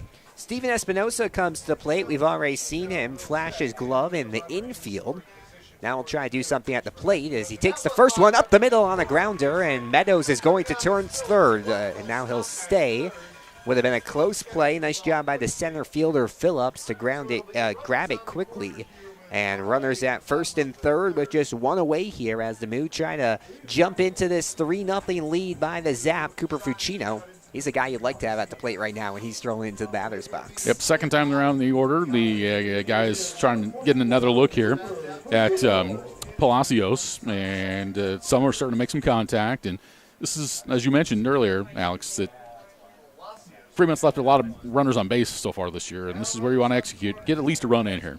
Pickoff attempt to try to get Espinosa there at first, not in time for batters like Fucino, this is their 5th or 6th time this year already facing off against Palacio. So they know his tricks by now. As this one hit towards the shortstop, he'll step on the bag, throw the first in time, and unassisted 6-3 double play gets the Zap out of the inning. So a couple hits for the Moo. They can't do anything with it. We'll head to the top of the 4th. It's the Zap 3, the Moo nothing here on the Fremont Moo Baseball Network. WinStar Lines is a family-owned and operated charter bus company. Get great seats, safer, simpler, and smarter with TicketSmarter. Choose great seats from over 125,000 live events, all backed with a TicketSmarter 100% ticket guarantee. Get your tickets smarter at TicketSmarter.com. Accommodate any size group, large or small, to any destination, near or far. With almost 30 years in the travel and tourism industry, our reputation for superior safety, impeccable equipment, and unparalleled customer service makes us the right choice for your group transportation needs. Now hiring full and part-time drivers. Trust your heart to the team at Methodist for expert cardiac care that makes a life-changing difference.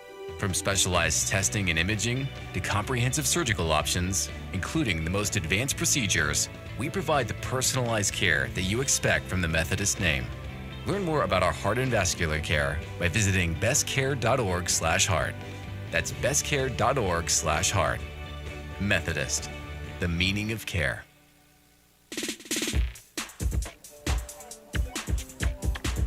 The Moo have stranded 4 runners on the base paths, all 4 in scoring position. They trail the Zap 3-0 as we enter the 4th inning here. It'll be the 6, 7, and 8 hitters due up for OAHE as they try to build off a 3-0 lead that was given by Vince Polizzi, who homered in the first inning. Since then, though, Luke Hamza has settled into his stuff here. It'll be Andrew Phillips, a freshman out of South Dakota State, coming up to bat. The lefty, first pitch. Tries to lay down a bunt, but it'll go foul to the left-hand side. Can't get over how nice it looks tonight. Just the flag out in center field. The field's manicured well. Everybody sitting at the home plate club and back up in the grandstands and down the Section D as well. And looks like everybody's really enjoying themselves. They just need something to cheer for. Pitch. It's going to be sky towards left field. Will drift foul. And we'll move to an 0-2 count. The ballpark kind of unrecognizable from 2 weeks ago. Yes, indeed.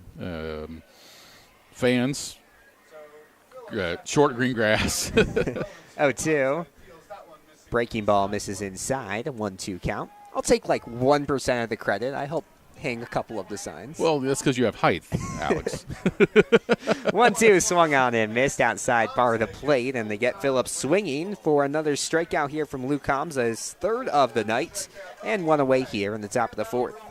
Moo Baseball is brought to you in part this evening by your Fremont Hy-Vee. For a lineup that's loaded, shop your Fremont Hy-Vee. Go to HyVeeIslesOnline.com now and place your order. Emiliano Curiel comes to the plate, hitting .364 on the young season, and he hits the first pitch towards right center field. Meadows takes a couple of steps and makes the grab, so a quick second out here in the top of the 4th. And Hamza, they've been getting some contact off of him, but since that first inning, it's been mostly for outs. Yeah, Luke just did not look like Luke in that first inning, whether it be the plant foot or just wasn't quite, up there as far as the being jacked up, ready to go, or whatever the case may be. Is this first pitch misses low to Buck Snabes, freshman out of Saginaw Valley Community College. 1-0.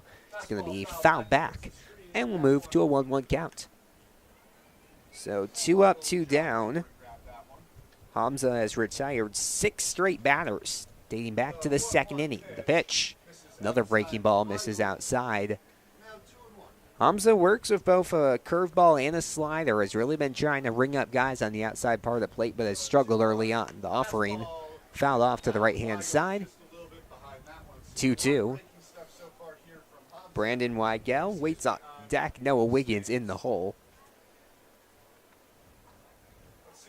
The pitch. Another breaking ball, slightly high. Catcher Nodelman was ready to throw it around the diamond, but instead we'll move it to a full count. So Hamza ready for what he hopes is a 1-2-3 inning. The pitch is going to be fouled off. We'll do it again. And a lot of it, too, is players getting to know the umpires getting to know the players. T. Smith has been a long-time official here in the eastern Nebraska area, predominantly in basketball. This is the first time we've seen him on the baseball diamond. 3-2 the count. Hamza deals again and just misses outside. So we'll move to a runner on first base. And a 9-hitter, Brandon Weigel, coming to the plate. Weigel in the opening series looked good in the infield, but really struggled at the plate. Didn't record a hit until the fourth game of the series. First pitch, breaking ball misses outside. Started the year at the top of the lineup in that 1 spot, has moved all the way down to the 9 spot as the manager of the ZAP squad, Jamie Hayberger, still trying to figure everything out. Runner at first base, big lead. He takes towards second. This one slammed towards left field. Blount going back, and this one off the wall. Turning third, coming around the score is Snabes. Safely into second base is Weigel, and a 2-out RBI double for the freshman out of Ellsworth Community College. The Zap are ahead 4-0. Little motion on the play with the runner going, and Weigel able to just drop the head of the bat, make solid contact on the pitch that was about knee-high in the inside corner. And just like that, the Zap extend the lead and turn it back over to the top of the order once again. So Hamza was just 1 strike away from getting out of the inning. A 3-2 count on Buck Snabes. Ended up drawing a walk, and Weigel scores him. So just like that, OAHE up 4-0. As first pitch fouled off to the right-hand side by Noah Wiggins. Wiggins 0 for 0 on the day. Walked both of his first 2 times up. Scored in inning number 1 and was stranded at first in the second. Jackson Mix waits on deck. Aiden Johnson in the hole. Pitch to Wiggins. Misses outside. Evens out the count. Hamza looks in for the sign from Nodelman. Now gets ready. Looking back at second base. Fires. This one grounded towards third, but will drift foul. Nice play by the Zap manager over there. Third base coach tonight. Going to have to chat with him sooner or later. He's a Madison, South Dakota native, and back early in my radio career, spent a year and a half up there in Madison. So, yeah. Small world. Yeah. 1-2, the pitch from Hamza. Breaking ball misses outside. He's continuing to try to ring guys up on that curveball, but just has no success here early on against the Zap. When his fastball has been working, that's what's gone best. So 2-2. Hamza once again 1 strike away from getting out of the inning. The pitch is going to be a hit high towards right field, but quickly coming in to make the catch is Brooks. So some early success for Hamza, but a walk and then a double from Brandon Weigel brings home Buck Snabes. The Zap lead 4-0 as we head to the home half of the 4th. Don't go anywhere. You're listening and watching the Fremont Moo Baseball Network. We target cancers with precision technology. We save lives with advanced heart procedures. We deliver exceptional care for the most vulnerable pregnancies. We are Methodist. With a reputation built on generations of trust, our passion is shaping the future with innovative treatments, the newest advancements, and the compassion you deserve. Our greatest impact is your healthiest life. Methodist, the meaning of care. Welcome to Fremont and Dodge County, where we invite you to play, shop, stay, and eat. Dodge County is where your next outdoor adventure is at your fingertips. Did you know that downtown Fremont is also known as the antique capital of Nebraska? Fremont and Dodge County also has many fine hotels, campgrounds, and RV parks to suit any needs. We invite you to come and see why downtown Fremont has been named the most charming downtown in Nebraska by USA Today.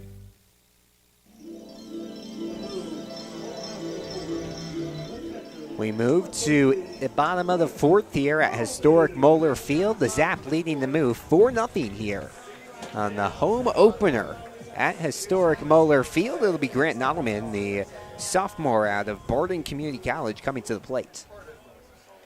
The Moo have had runners in scoring position each of the first 3 innings, as Nottleman fakes a bunt, pulls it back, but it will still be a strike here from Nathan Palacios, who continues to pitch very, very good baseball against this Fremont Moo team. 0-1, misses outside. 1-1 now on Nottleman. Made his debut for the Moo on Tuesday against the Sodbusters in the DH role.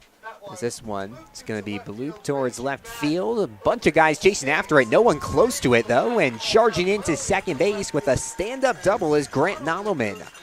So you had the third baseman mix, the shortstop Snabes, and the left fielder Wiggins all watching the ball as Wiggins was playing closer to center left field than the line, and loops in there for a double. Left field here at historic Moeller Field, very difficult to play at this time of the night with the sun right into your eyes. And Wiggins looked up, and he had no idea where the baseball was. And by the time he found it, it was blooped right inside the left field line for a hit.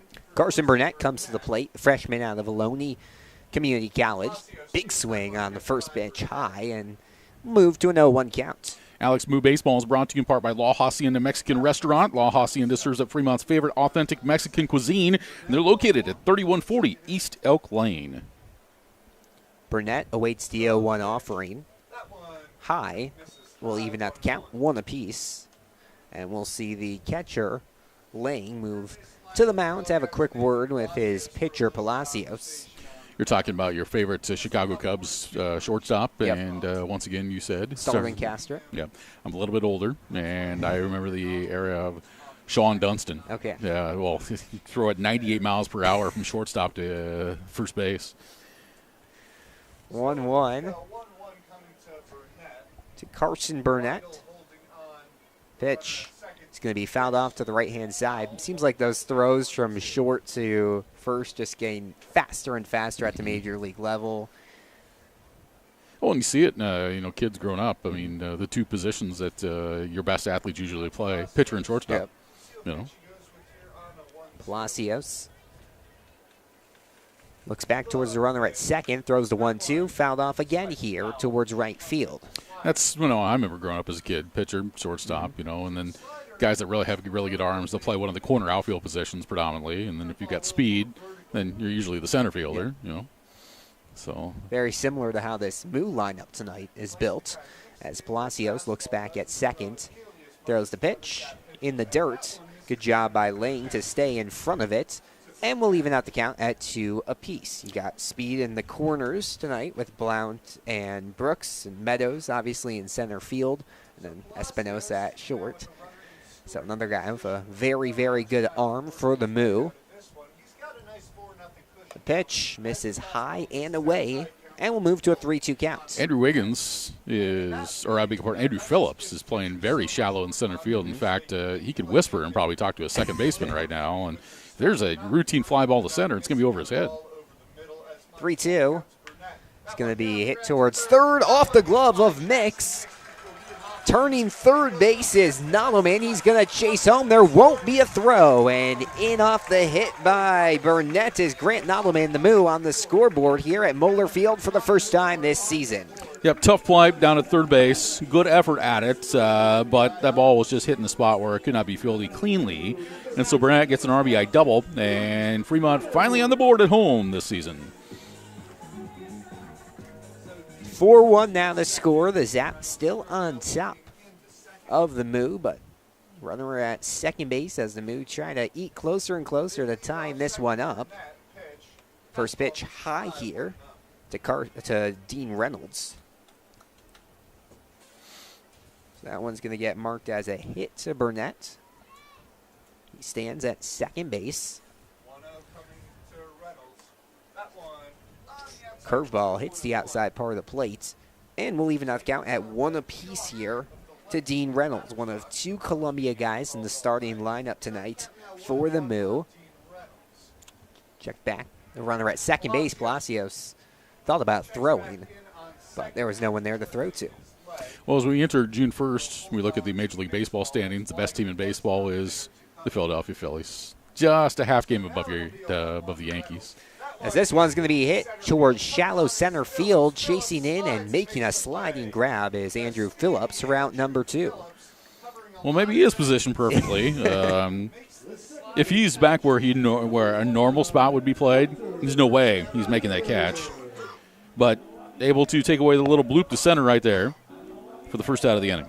Yeah, possibly Snabes could have been able to get a glove on that had Phillips been a little further back, but the forward momentum helps out the center fielder. And one away now with still a runner at second base. 4-1, the Zap lead.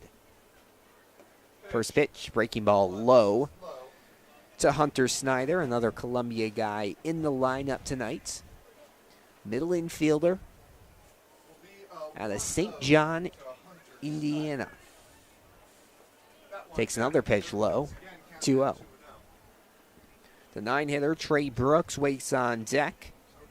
Snyder reached on a fielder's choice in the second, but got out advancing the second. One of 2 double plays already turned by the Zap today. They have 7 on the year. Pitch.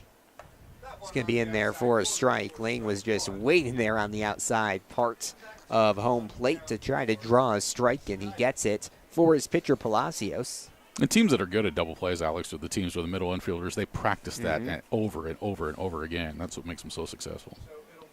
2-1 is going to be hammered towards right field. Drifting back is Curiel, who will make the grab for out number 2. We mentioned it's a very young middle infield tonight for the Zap, with Snabes at short and Weigel at second. But they both had very good defensive gloves. They've struggled a little bit at the plate, but we did see Weigel have that big hit last inning, and they're going to be a force to reckon with in the ILB this year. Trey Brooks comes to the plate, trying not to waste another runner in scoring position. Already 4 runners stranded on base in scoring position tonight, as breaking ball misses outside to Trey Brooks. Going back to that fly ball to right, had so much topspin on it that at second base, Burnett had to see if it was going to be caught or not, and that's why he couldn't tag. As Brooks will again hit this towards right field. Curiel chasing in, but it will be the second baseman, Weigel, making the play on the first base line. So the Moose strand the runner at second, but they will get their first run of the season. Garrett Nolleman scores off a Carson Burnett hit, and it's the Zap 4, the Moo 1, as we head to the top of the 5th. Moo Baseball is brought to you by We See Plumbing, Heating, and Excavating, who bring you this bathroom break. When something messy breaks, remember, your duty is our duty at We See Plumbing. Call 721-6908. Get great seats, safer, simpler, and smarter with TicketSmarter. Choose great seats from over 125,000 live events, all backed with a TicketSmarter 100% ticket guarantee. Get your tickets smarter at TicketSmarter.com.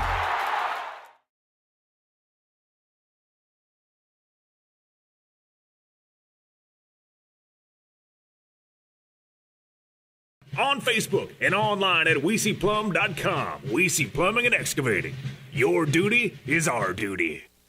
Find your purpose with work that matters. Methodist is hiring for clinical and non-clinical positions throughout our health system. Join a team that's making a difference and take advantage of a range of benefits like medical, vision and dental, flexible scheduling, and tuition assistance. To find all of our opportunities and apply online, go to bestcare.org/jobs. That's bestcare.org/jobs. Methodist, the meaning of care.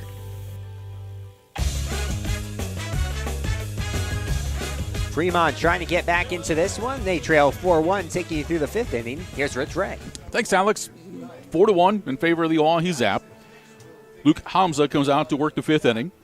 He'll face the 2, 3, and 4 batters, Mix, Johnson, and Polizzi. As Mix will step in, he is 1 for 2, singled and scored back in the 1st inning. Hamza the line in the first pitch is swung on and fouled back to our left side. No balls and 1 strike to count. Fremont Moo Baseball brought to you in part by the Silver Dollar. Stop into the Silver Dollar and save beer batter and get your first domestic beer for only $2. Not sure who the beer batter at the ballpark was tonight. I do. I can tell you. Here's the 0-1, swung on a miss. It's no balls and 2 strikes. It is actually 7-hole hitter Emiliano Curiel. He is flown out twice. Okay. Yeah. So everybody cheering for the beer batter to strike out so they can get discounted beer. No balls and 2 strikes here on Jackson Mix. The wind in the next pitch.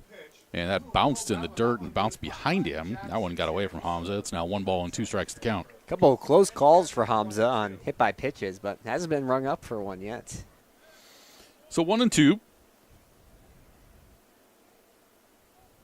Next offering from Hamza. Breaking ball, swung on, and just fouled off to stay alive. So the count stays 1 ball and 2 strikes. It's time for Moo Trivia.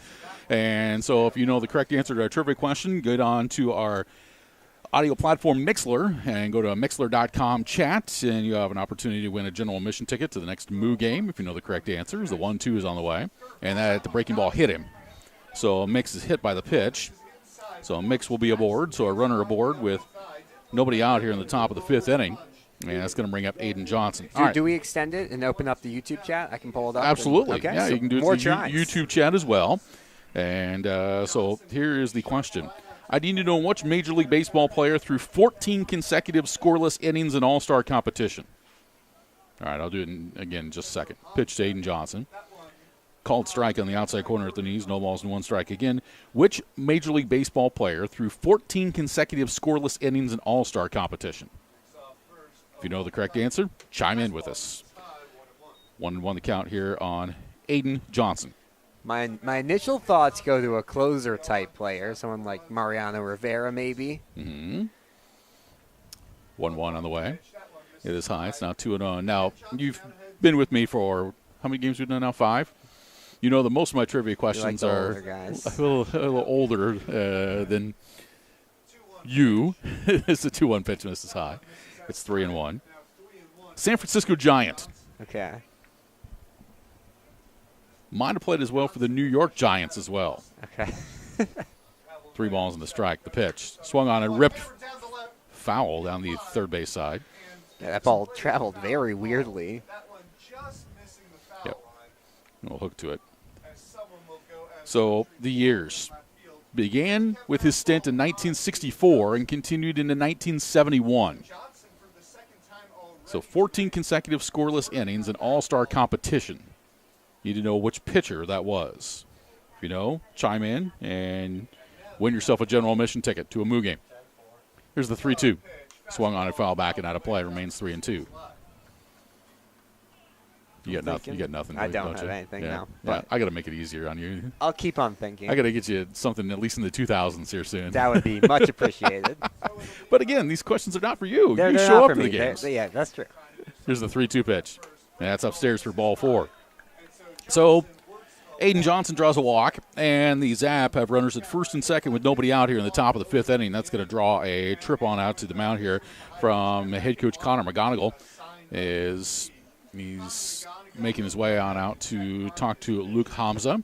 We'll see if this is just a trip or if it's going to be a change. And I think this is probably going to be a change here.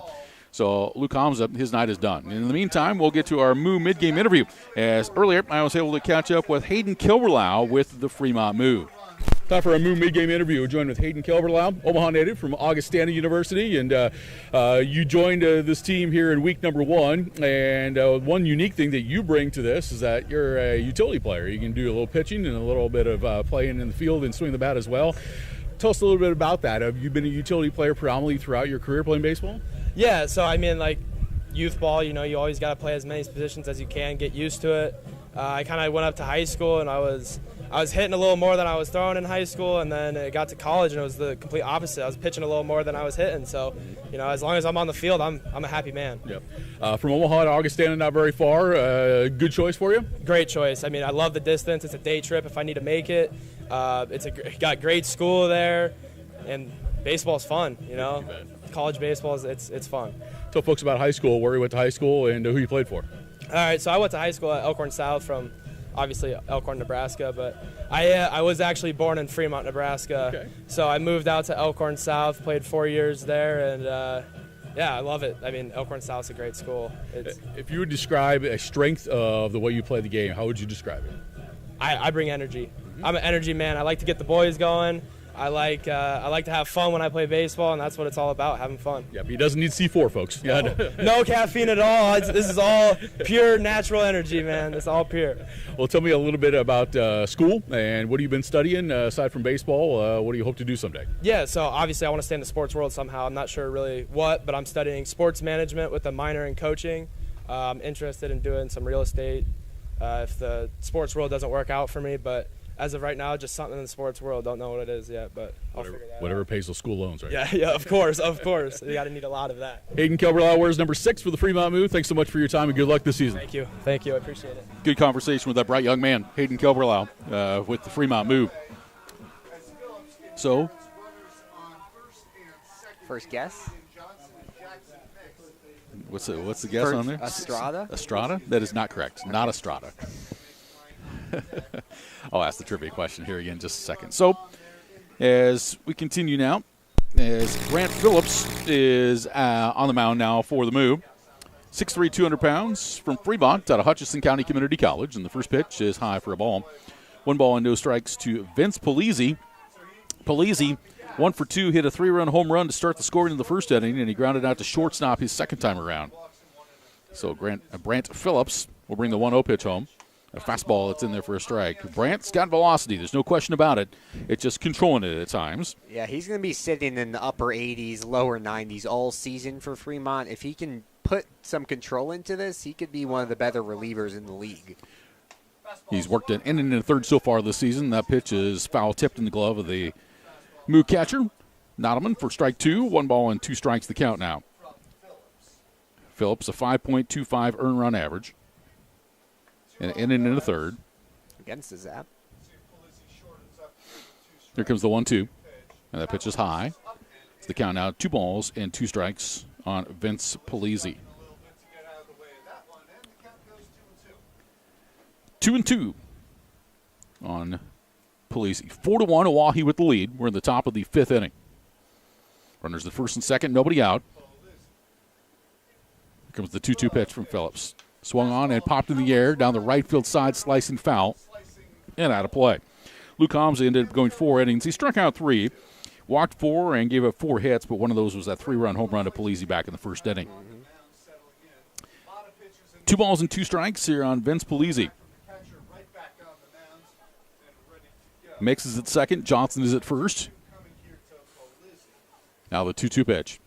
Breaking ball, called strike 3 on the outside corner for round number 1. Good breaking pitch that Polizzi could not pull the trigger on, and that's the first out here in the top of the 5th. And that's a really good sign for Phillips. We mentioned how he has really good velocity, but working on moving those breaking pitches into his arsenal, and a really, really good slider there to get the batter. And 1 out here. Really big first out for the Moo.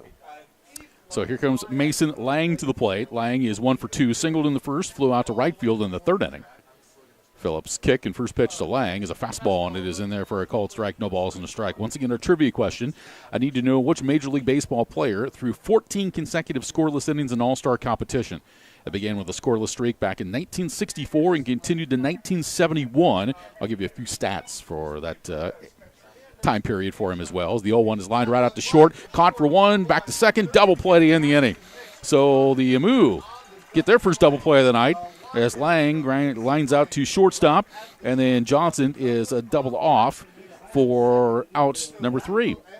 So that's going to do it for OAHE in the top of the 5th.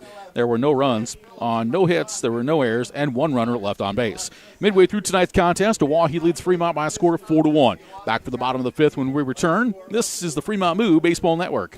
Welcome to Fremont and Dodge County, where we invite you to play, shop, stay, and eat. Dodge County is where your next outdoor adventure is at your fingertips. Did you know that downtown Fremont is also known as the antique capital of Nebraska? Fremont and Dodge County also has many fine hotels, campgrounds, and RV parks to suit any needs. We invite you to come and see why downtown Fremont has been named the most charming downtown in Nebraska by USA Today.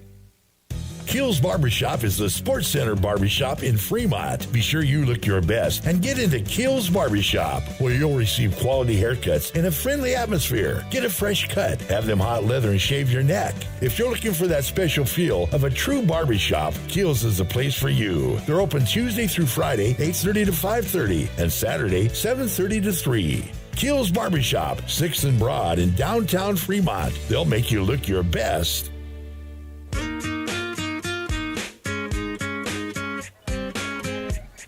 We go to the bottom of the 5th at historic Moeller Field, where the Fremont Moo on opening night of the 2024 home schedule trail the OAHE ZAP by a score of 4-1 with Alex Burstein. I'm Rich Ray. So Brent Phillips came on and got a pitcher's best friend, a double play. Line out to shortstop and doubling off a runner at second to keep this a 3-run ball game. So as we go to the bottom of the fifth for the Moo, it'll be the top of the order. Miles Meadows, Josh Blount, and Steven Espinoza. Third time around here against Nathan Palacios. And the Moo are trying to find a way to put a chink in the armor of this right-hander. So here is Meadows, who is 1 for 1, singled and drew a walk earlier. And the first pitch is a breaking ball outside for a ball 1-0. Once again, our trivia question, need to know which former San Francisco Giant has a Major League Baseball record of 14 consecutive scoreless innings in All-Star competition. As a pitcher, as this pitch misses, it's now 2 balls and no strikes. Between 1964 and 1971, he allowed just 2 runs and 18 innings pitched over 8 All-Star appearances. Meadows' 2-0 pitch to him swung on a miss. It's now 2-1. So he was in 8 All-Star games between 64 and 71. Gave up 2 runs and 18 innings. The 2-1 swung on and missed for strike 2. It's now 2-2. But in that stretch, 14 consecutive scoreless innings of All-Star competition. I like your Mariano Rivera guess. That would make sense. But nope. Need to know who this particular player was. And you can chime in on our chats on our different media platforms, Mixler.com, or also on our YouTube chat as well. And if you know the answer, you get a general admission ticket to a future Moo game. The 2-2 swung on a miss for strike 3. So Meadows chased one against Palacios, and that is the first out here in the bottom of the 5th inning. And that is the 4th strikeout now for Nathan Palacios, and 1 down here in the 5th. Yeah, and 3 of those strikeouts have come on that high fastball. They got Meadows for both the 2nd and the 3rd strike swinging on over the zone. So Palacios has just been working low, and then he fires that heat high, and it's been getting these Moo batters swinging a lot. First pitch to Josh Blount is high and outside for ball 1. 1 ball and no strikes. Moo baseball. I want to remind you that it's the school's out for summer weekend. That continues tomorrow night when the Moo take on the OAHE ZAP at 5:05 here at historic Moeller Field. The 1-0 pitch is down and in for a ball. It's now 2 balls and no strikes. And all students, college students included, will receive a free general admission ticket tomorrow. And college students must show their college ID. I need to see if I have mine in my wallet. Alex, you're getting in free anyway. Here's the 2-0. Swung on and fouled off the left side. It's now 2 balls and 1 strike. You want to go down a rabbit hole. I think I still have my college ID when I started at Kearney State College back in 1990. I was good looking then. Wow. The 2-1 pitch misses outside. It's now 3 balls and a strike. I think I still have my kindergarten ID from. You need an ID for kindergarten? Really? They gave me one. I don't think I ever used it. But. Here's the 3-1. And it misses inside for ball 4. So Josh Blount does what Josh Blount does best, draw a base on balls. And he gets aboard with 1 down here in the bottom of the 5th with the Moo trailing by a score of 4-1. It's going to bring to the plate shortstop number 18, Steven Espinoza, who's 1 for 2, singled his last time. There's the Moo trying to get something going here against Nathan Palacios. Again, which Major League Baseball player pitched 14 consecutive scoreless innings in All-Star competition, doing it over an 8-year span from 64 to 71? A San Francisco Giant. Here's a pitch that is swung on a miss for a strike. It's now no balls and 1 strike to count. You see such a big swing from Espinosa. We've seen that in every at-bat. If he does make some connection, we could see some balls flying out of Moeller Field here early on in this season. Here's the turn to throw on over to first. The runner's back. I'm getting the idea that is this where I start mocking the listeners and say you need easier questions? We might. Here's the 0-1. That's on the outside corner for a strike. So the count now, no balls and 2 strikes to Steven Espinoza. I'm not even a listener. I need easier questions. I know. I'm making it too hard. Palacios is set. Turn to throw on over to first and the runner back. 4-1 in favor of OAHE. The Zap got 3 runs in the first off of a 3-run home run by Vince Polizzi. Added a run in the 4th, but the Moo got on the board in the bottom of the 4th inning on an RBI double by Carson Burnett. The 0-2 by Palacios and swung on and fouled off to the right side, so the count stays no balls and 2 strikes. Cooper Fucino would be next. So this is the meat of the order here for Fremont, so they want to try to get something rolling here. And as we saw up in the 4-game series in Pierre, this is about the time of the ball game where Fremont would start to get things going against the Zap earlier this season, as the 0-2 is a breaking ball low and away, 1 ball and 2 strikes. And it'll be interesting as well because the trend for head coach Jamie Hayberger in those games was the 6th inning. That's when he started rolling in his 6 substitutions, and so he played 18 guys in each one of those 4 games. I was watching last night the Sodbuster Zap game, and they still used, I believe, either 2 or 3 pinch hitters, but they've used less and less each game as they kind of figure out their rotation. The 1-2 pitch swung on and foul back. It remains 1-2. Yep, which Giants pitcher, 64-71. 14 consecutive scoreless innings pitched in All-Star competition. And he was in 8 All-Star games during that time. 1 ball and 2 strikes to Steven Espinoza. The pitch. Breaking ball called strike 3. Could not pull the chain on that one. And that is the 2nd strikeout of the inning. 5 strikeouts now for Nathan Palacios. And 2 down. That will bring Cooper Fucino now to the plate. Yeah, really well-placed pitch there from Palacios. Has some late break on his curveball and ends up getting another strikeout here. This one looking. That's just his 2nd strikeout looking today. Lisa Glenn got it right. Here's a throw on over to first base. Runner back. She's got the initials right. JM. I'm blanking here. You're blanking? Well, I understand. Here's a pitch. Swung on a little bloop toward right field and it drops in there for a base hit. And advancing to second base and halting there will be Josh Blount on the play. So a second hit of the ball game for Cooper Fucino. He's 2 for 3. And the inning continues now with runners at first and second and 2 down for number 13, Grant Nottleman. So Nottleman will come to the plate. I'll give you about another minute here. Okay, I'll think, but probably won't get it. I see what you're doing. You've heard the name before. Okay. Yeah, I know you have, but it's a tough question. Here's Grant Nottleman at the plate. Runners at first and second in the pitch. And it's in there at the top of the zone for a strike. No balls and 1 strike to Grant Nottleman. He's 1 for 2. He doubled and scored in the 4th inning. It was Nottleman that hit the double earlier. I think I said Burnett. I beg your pardon. It was actually, he scored out Burnett's double. I beg your pardon. They both doubled. Yep. The 0-1. Fastball at the bottom of the zone, strike 2. Ready for the correct answer? Yes. Juan Marichal. Juan Marichal is the correct answer. 14 consecutive scoreless innings pitched in All-Star competition from 64-71. Here's the 0-2. That's high for a ball. So the count now 1 ball and 2 strikes to Grant Nottleman. Tomorrow, I'll give you a question for the 2000s. Okay. Does that sound better? Yes. Yep. I will be ready, hopefully. Pull us out of the 60s. 1 ball and 2 strikes. That's even older than me as well. So here's a pitch that misses outside and low. It's now 2-2. But sometimes you go back in that era of baseball. Yeah. That's where so many different things happen with so many different players. It's true. That nowadays it's like you got a handful of players that do all the stat work. That ends up coming up with all the big-time stats. The 2-2.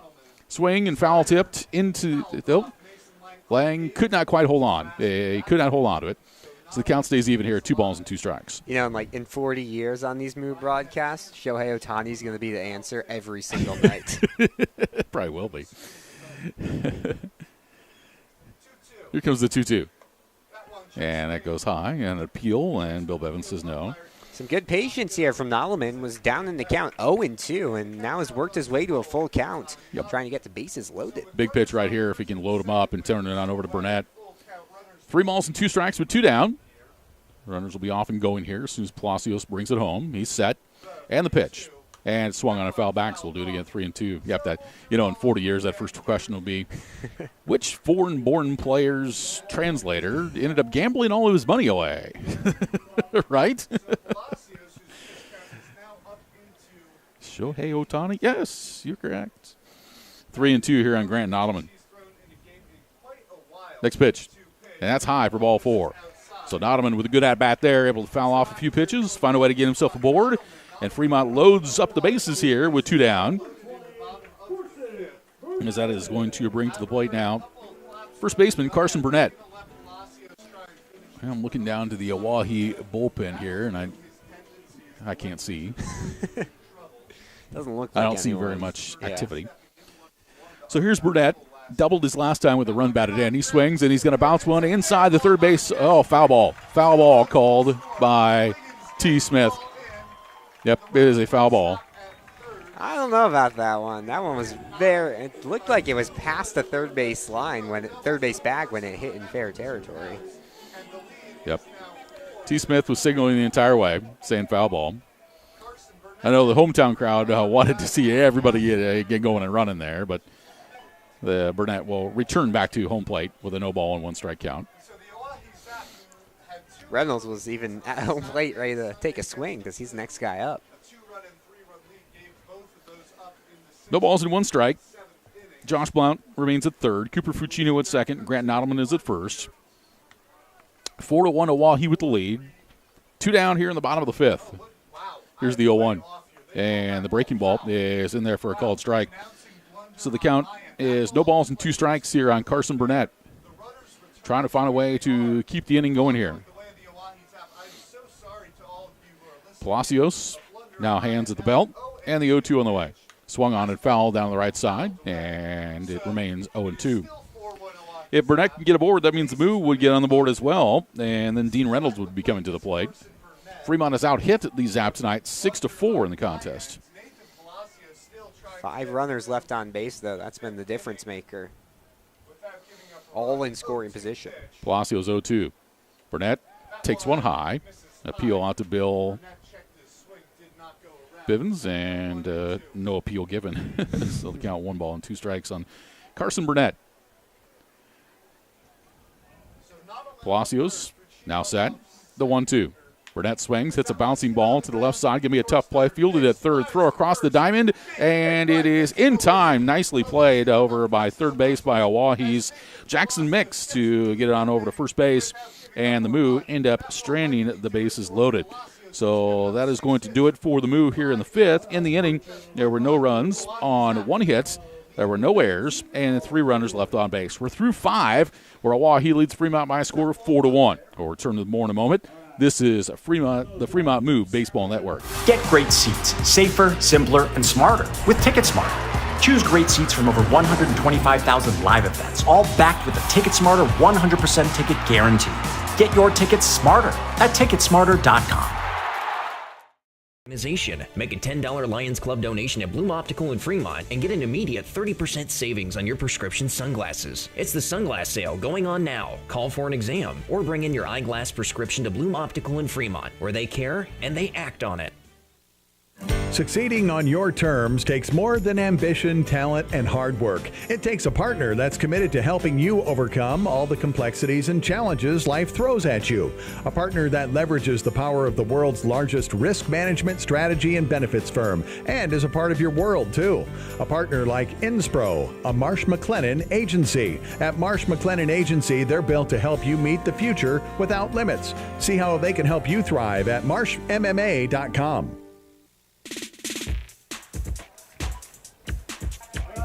We work our way to the top of the 6th. The OAHE ZAP lead to the Fremont Moo by a score of 4-1. Taking us through innings 6 and 7 is Alex Burstein. Thank you, Rich. As you mentioned, it's the ZAP 4, the Moo 1 here on the home opener for Fremont.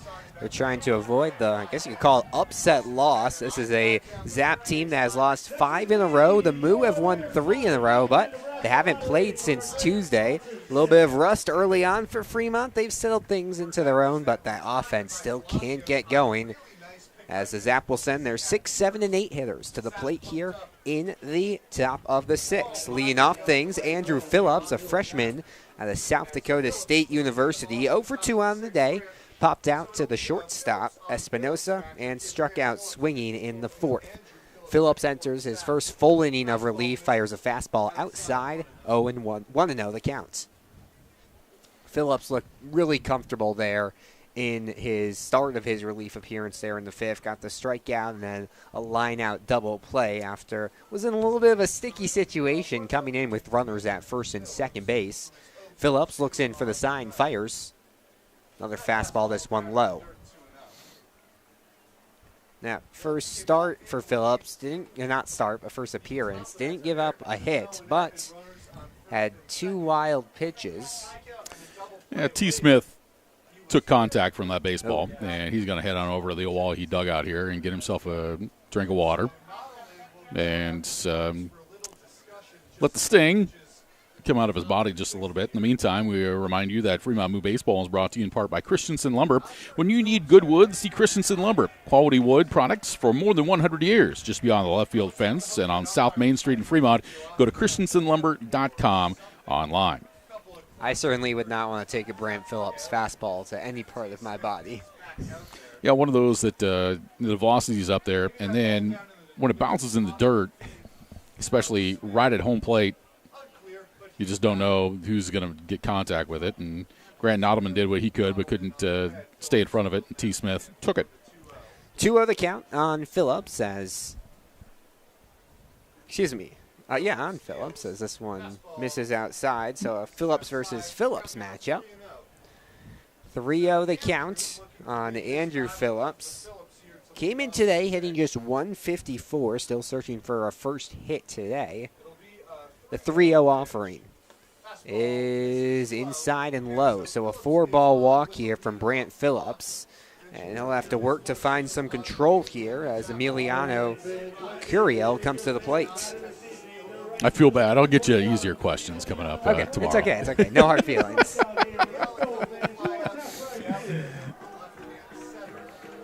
I've got no hard feelings towards you as long as the apple pie is good after. Oh, it will be. Trust me. Curiel comes to the plate, hitting .364 on this young season. First pitch is low. The throw down to second is way off the mark, and the backup there, Espinosa, had to get the ball from going in to center field. So Speedy Phillips has a runner in scoring position here for the Zap with no outs in the top of the 6th. Yeah, for OAHE here, they want to try to find a way to manufacture a run, try to get up by 4 if you can. And by showing the bunt and putting the runner in motion there, Nottleman came up and looked like he had an opportunity, but that throw just came out of his hand awkwardly and couldn't get it down to second base accurately. So it'll be a 1-0 count here on Curiel. Phillips pitches from the stretch. This one breaks to the outside part of the plate. We'll even out the count.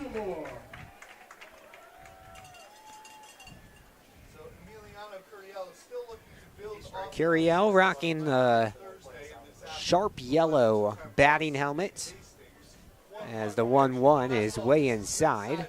Baby blue sleeves and navy blue jerseys tonight for the Zap. The Moo in their salute to service camouflage jerseys with American flag lettering.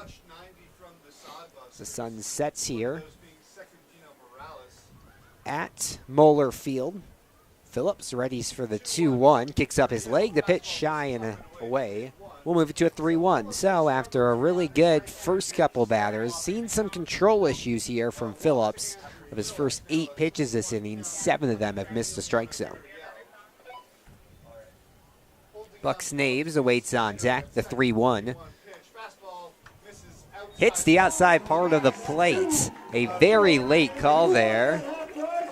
And we'll move it to a full count. A couple other scores in the Independence League Baseball Association. Hastings leading the Nebraska Prospects by a score of 7-1. That's in the bottom of the 7th inning. And also Alex, the Spearfish Sasquatch, lead the Casper Spuds 8-3. That one's in the top. That's in the top of the 6th. Those two teams also familiar with each other. They played last weekend. The 3-2 from Phillips. Runners takes this one, hit towards center field. Charging in is Meadows. It drops in front of him.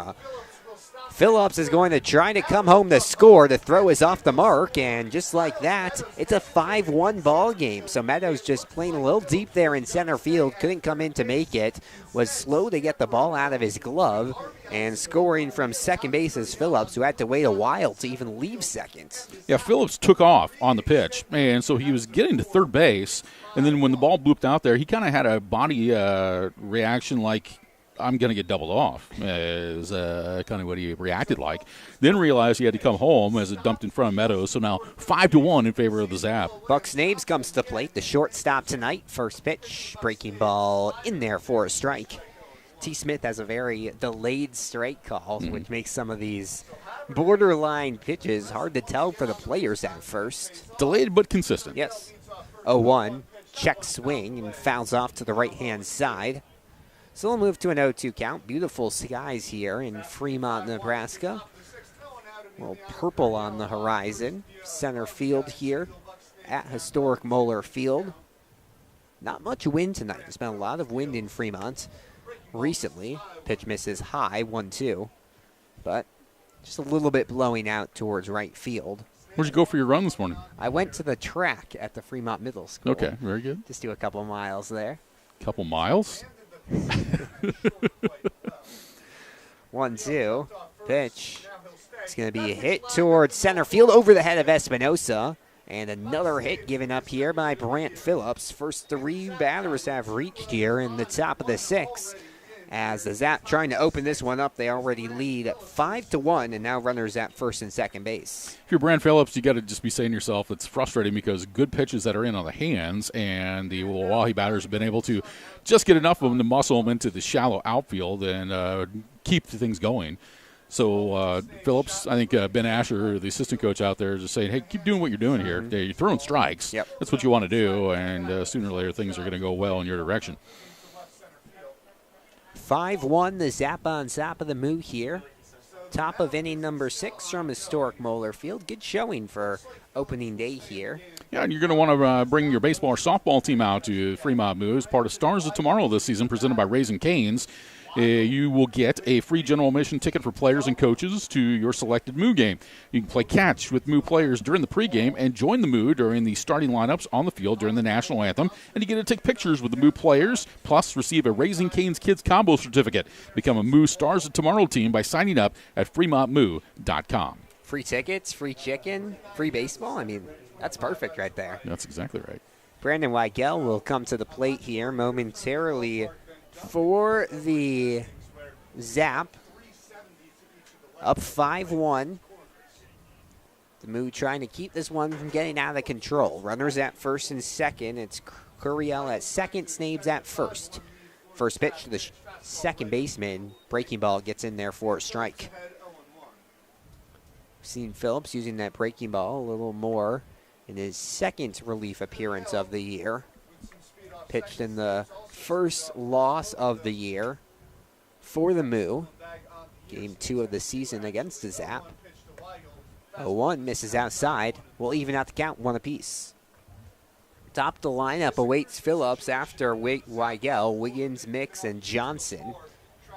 No outs here. 1 run already tacked on to the lead for the Zap. The 1-1 pitch is going to go off the helmet of Weigel. So bases are going to load now for the Zap. Doesn't look like there's any bullpen work from our vantage point. But Phillips getting himself in a little bit of a pickle here in the top of the 6th. Yeah, I see both coaches pointing to a couple players in the dugout, telling them to go on down to the bullpen and now get ready. So we'll have at least some bodies that will start to move around a little bit in case Phillips gets into any more trouble here. Curiel at third, Snabes at second, Weigel at first, and Noah Wiggins coming to the plate. 0 for 1 on the day. Takes first pitch inside and low for a strike. Wiggins walked in the first, came around the score, walked in the second, was trapped at first base, and then lined out to right field in inning number 4. 0-1. Once again inside, and once again just hits the strike zone. So Phillips having some success on the left side of the plate from our vantage point, and trying to ring up his first out of the inning here. Veers in for the call from Novelman. Now gets into position. The pitch is going to be hit up the middle off the hand of Phillips. He loses his glove, throws to first, and gets one. A run will come in to score. A weird play there. Phillips lost his glove as the ball came towering towards him. And Ben Asher is going to come out to make sure his pitcher is okay. Phillips recovered excellently to get the out at first. Yeah, this is just a visit here to check on the batter or the pitcher, I would think. Yeah. I'm guessing the ball hit off his glove there, and that's why he lost it. So it could have been worse had it hit off his throwing hand, and Phillips will stay in the game. Jamie Haberger was talking to Bill Bivens, the base umpire, and saying, is this for an injury check or is this a coaching moment here? If it's an injury check, there's no issue that he can stay in the ball game. But if it's If it's a coaching moment, then he's got to come out. And so, oh, no, they were double-checking the play at first base. And see, Bill Bevins was checking with T. Smith, the home plate umpire. He was looking down the first base line to see if the first baseman, Burnett, pulled his foot off the bag or not, but he stayed on the bag. So they get the force out at first. Coming in to score was Curiel. Snabes to third, Weigel to second, and Jackson Mix will come to the plate, searching for a couple RBIs. Fastball outside. We'll go to a 1-0 count. Lights on here at Moeller Field. Saturday night action. First of 3 between the Zap and the Moo this weekend. The 1-0 pitch. Another fastball, this time gets into the zone. We'll even out the count. Mix got hit by a pitch his last time up. Singled in the first, came around to score, and also has a ground out towards second base. 2 runs already through this inning. Has a big swing.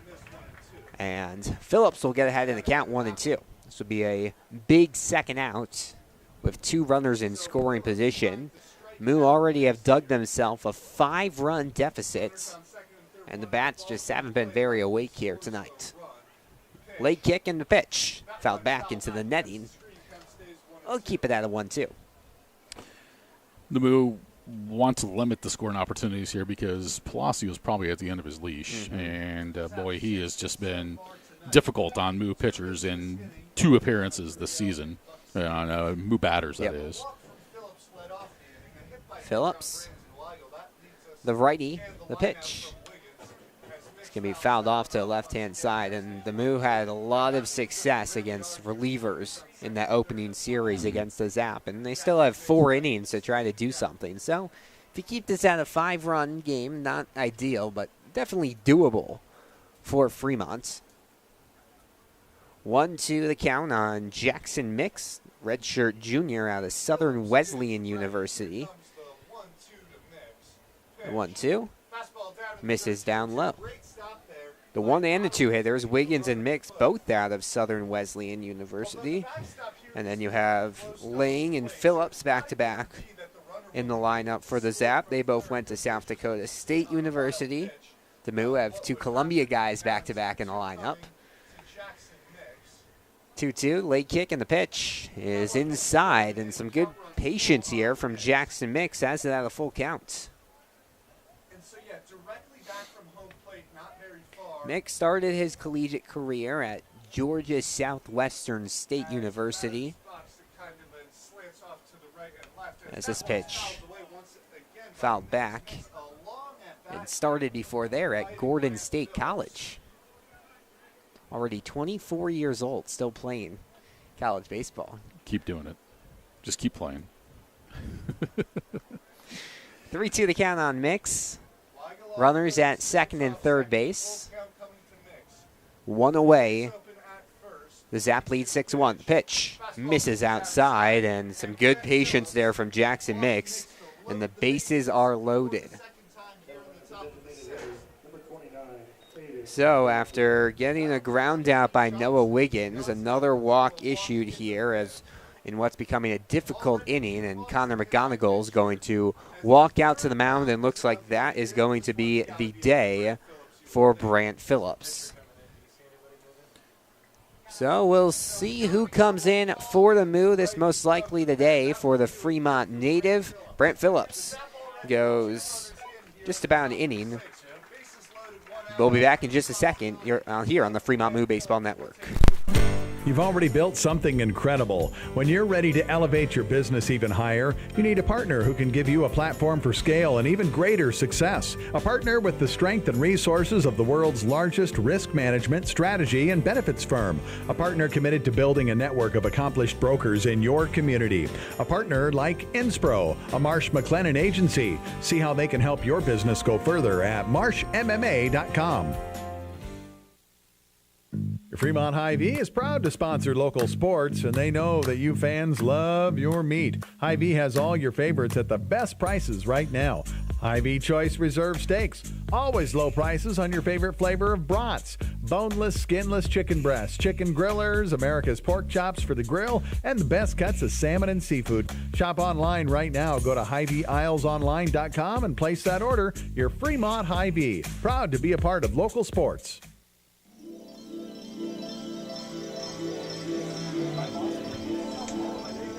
top of the sixth here at historic Moeller Field. The Zap leads 6-1 as Alex Oliver will come in to relieve Brant Phillips.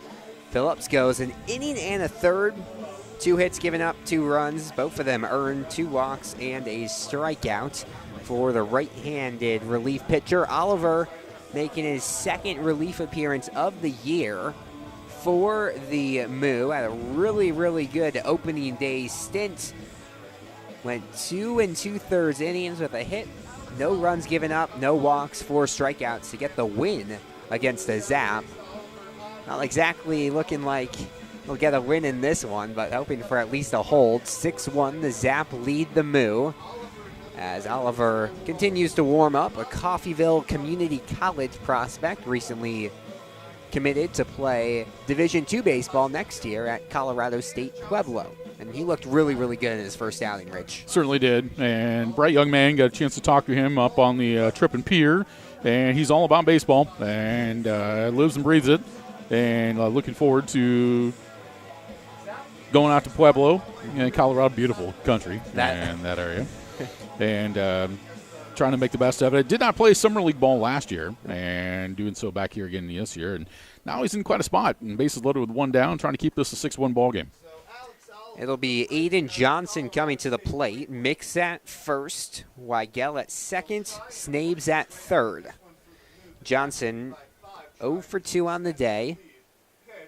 First pitch fouled off to the right-hand side. Johnson walked his last time up after a strikeout and a line-out in his first 2 trips to the plate. Want to remind you, Fremont Moo Baseball brought to you in part by Lincoln Premium Poultry. They specialize in fowl, but love being a part of the Fremont Moo.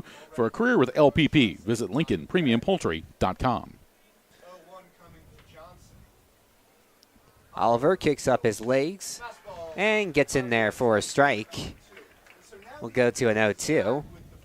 Strikeout would be really big here for the right-hander. Oklahoma native. The pitch misses low. We mentioned 2 2/3 innings of relief for Oliver. That was all the way 2 Thursdays ago. He's had extended rest. The 1-2 pitch misses high, and we'll go to a 2-2. So some good eyes here for Johnson as the 0-2 count quickly evens out. Runners taking conservative leads at first, second, and third. Won't advance unless there's a wild pitch. Oliver kicks up his glove. The 2-2 misses inside.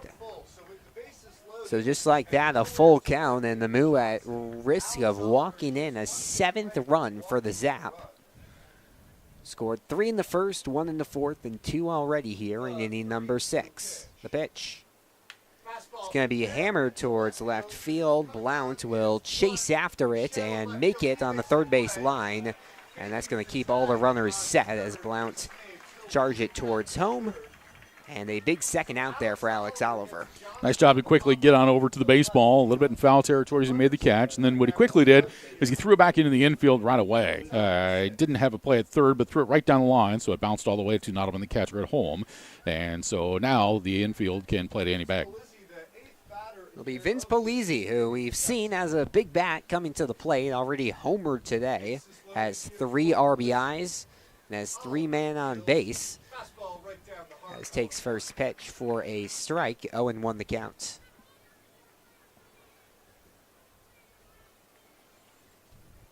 Sun setting here at historic Moeller Field. The 0-1 pitch gets in there for a strike. A lot of earlier start times to start off the season on that road trip for the Moo. But they get their usual 7:05 start time here at Moeller Field. Excuse me, 7:15. No, 7:05. As the 0-2 hits the outside part of the plate.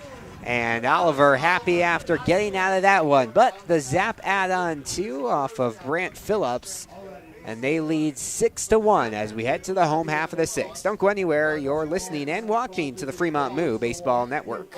La Hacienda Mexican Restaurant, your favorite family-owned restaurant, is offering their family taco pack special. Right now, feed the whole family with 12 tacos, rice, beans, chips, and salsa for only $38. Be sure to check the back of your Fremont Moo tickets for a Moveless discount at La Hacienda. You can get a family taco pack anytime. La Hacienda, 3140 Elk Lane. Call in your family taco pack at 402-721-9909 or order online at lahaciendafremont.com. They cater too. Looking for a nice place to go? A place that's rich with tradition, great service, and atmosphere? A fantastic place where you can go and still carry on a conversation. Maybe shoot a game of pool and enjoy one of the best jukeboxes in town. Silver Dollar is one of the finest places for adult libations at reasonable prices. Join the Silver Dollar family and enjoy, but you need to be 21 or older. See y'all soon, and remember, not everything that glitters is gold, but we're pretty sure it's probably silver at the Silver Dollar, 18th and Bell Street in Fremont.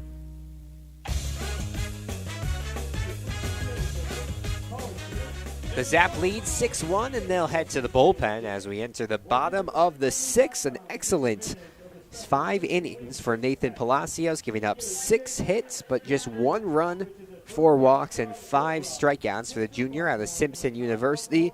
And now they'll turn the ball over to a pitcher the Moo know and like quite well, Lucas Crichton, who had 2 relief appearances against the Moo in the opening series and drew the loss in both of them. Went 1 1/3 in game 1 of that series, giving up 2 earned runs and 5 runs total to take the loss. And then in the final game of the series, pitched 1 inning, giving up 3 earned runs and took the loss in that one. So an 0-2 record on the year, and the Moo hoping to get some damage done against a left-handed freshman out of Minnesota State Mankato. Yeah, I have the feeling that the potential is there to make a run here. The question is the hill too high to climb? Down by 5 runs with a total of 4 at-bats left here, but we'll see what happens. It'll be Dean Reynolds coming to the plate in his Columbia blue batting helmet. Arrived in Fremont to the team yesterday. As we'll move to the first pitch from Crichton, misses high, and we'll go to a 1-0 count. Crichton on the mound, a Sioux Falls, South Dakota native. Just finished up his first year where he didn't play at Minnesota State Mankato. Sets for the 1-0. The lefty kicks up his leg and fires in a fastball to even out the count. Moo just slowly going to have to climb back into this one. Scored 1 in the 4th. We're threatening in the 5th, as Ling will come out for a quick word with his pitcher. Hey, Moo fans, Swing for Wings is back with the Fremont Moo, brought to you by Buffalo Wild Wings. Fans can enter a B-Dubs for a chance to swing for the fence and win free wings for the year. Also on Sunday home games, there will be many helmet ice cream sundaes, which will be for sale. Plus, on Sunday home games, senior citizens 60 and over get half-price tickets and reserved in general admission seating. And all kids 6 to 14 get in free with a school ID. That's on Sundays at Historic Moeller Field. 1-1 the count on Dean Reynolds. The Columbia freshman takes pitch high and outside. First swing for the Wings tomorrow. Yeah, I got your back loose. You ready to go? Yeah, I think I could take one over the Moeller Monster. I don't think you have a chance. 2 on the count on Reynolds as lefty Crichton fires one inside and low, and Reynolds 1 ball away from getting a leadoff walk, which would be his first walk in a Moo uniform. Did I mention you have to hit it off a tee? Yes. Okay. I did know this. You did know this. Which is why I think I could do it. Okay. 3-1. It's going to be inside, kicking back his legs as Reynolds. He throws his bat and will go down to first base. So Reynolds gets his first base as a member of this Moo squad, and Jamie Hayberger is going to have a very quick mound visit here to talk with his left-handed pitcher. This is one of those conversations where coach comes out and looks right at you in the middle, right between the eyes, and says, "We're up 6-1. Put it over the plate. See how far you can hit it." That's exactly what you tell him. Let your defense do the work. Hunter Snyder comes to the plate momentarily for the Moo. He's still waiting in the on-deck circle. Or no, he's talking with the first base coach, Ben Asher, and the runner at first base, his Columbia teammate, Dean Reynolds. Mentioned 4 Columbia guys added to the roster recently for the Moo. Columbia had a really good year, was the #1 seed entering the Ivy League tournament, but then got bounced in the first 2 games of the tournament. First pitch. It's going to be fouled back. We'll go to an 0-1 count. Now, this is the time of the night here. If you're an outfielder, you don't want to play at Moeller Field because there's no clouds, sun is set, the light's starting to take effect, and it's very difficult to pick up a fly ball. So it may look routine, but it's not. Pitch from Crichton is going to be swung on and missed, and Snyder's dug himself an early 0-2 hole. Trey Brooks waits on deck with Miles Meadows, the one-hitter in the hole. The Moo have stranded 8 runners on the base paths here today. The 0-2. It's going to miss high. You know, if these Moo pitchers have picked up on anything, it's you have to be patient with Crichton. He's not going to hit the strike zone every single time. If you keep the bat on your shoulder, you're likely to draw a couple of walks, as we saw Reynolds do. Work the count in your favor. 1-2 offering. Misses low and outside, and back-to-back balls here from Crichton.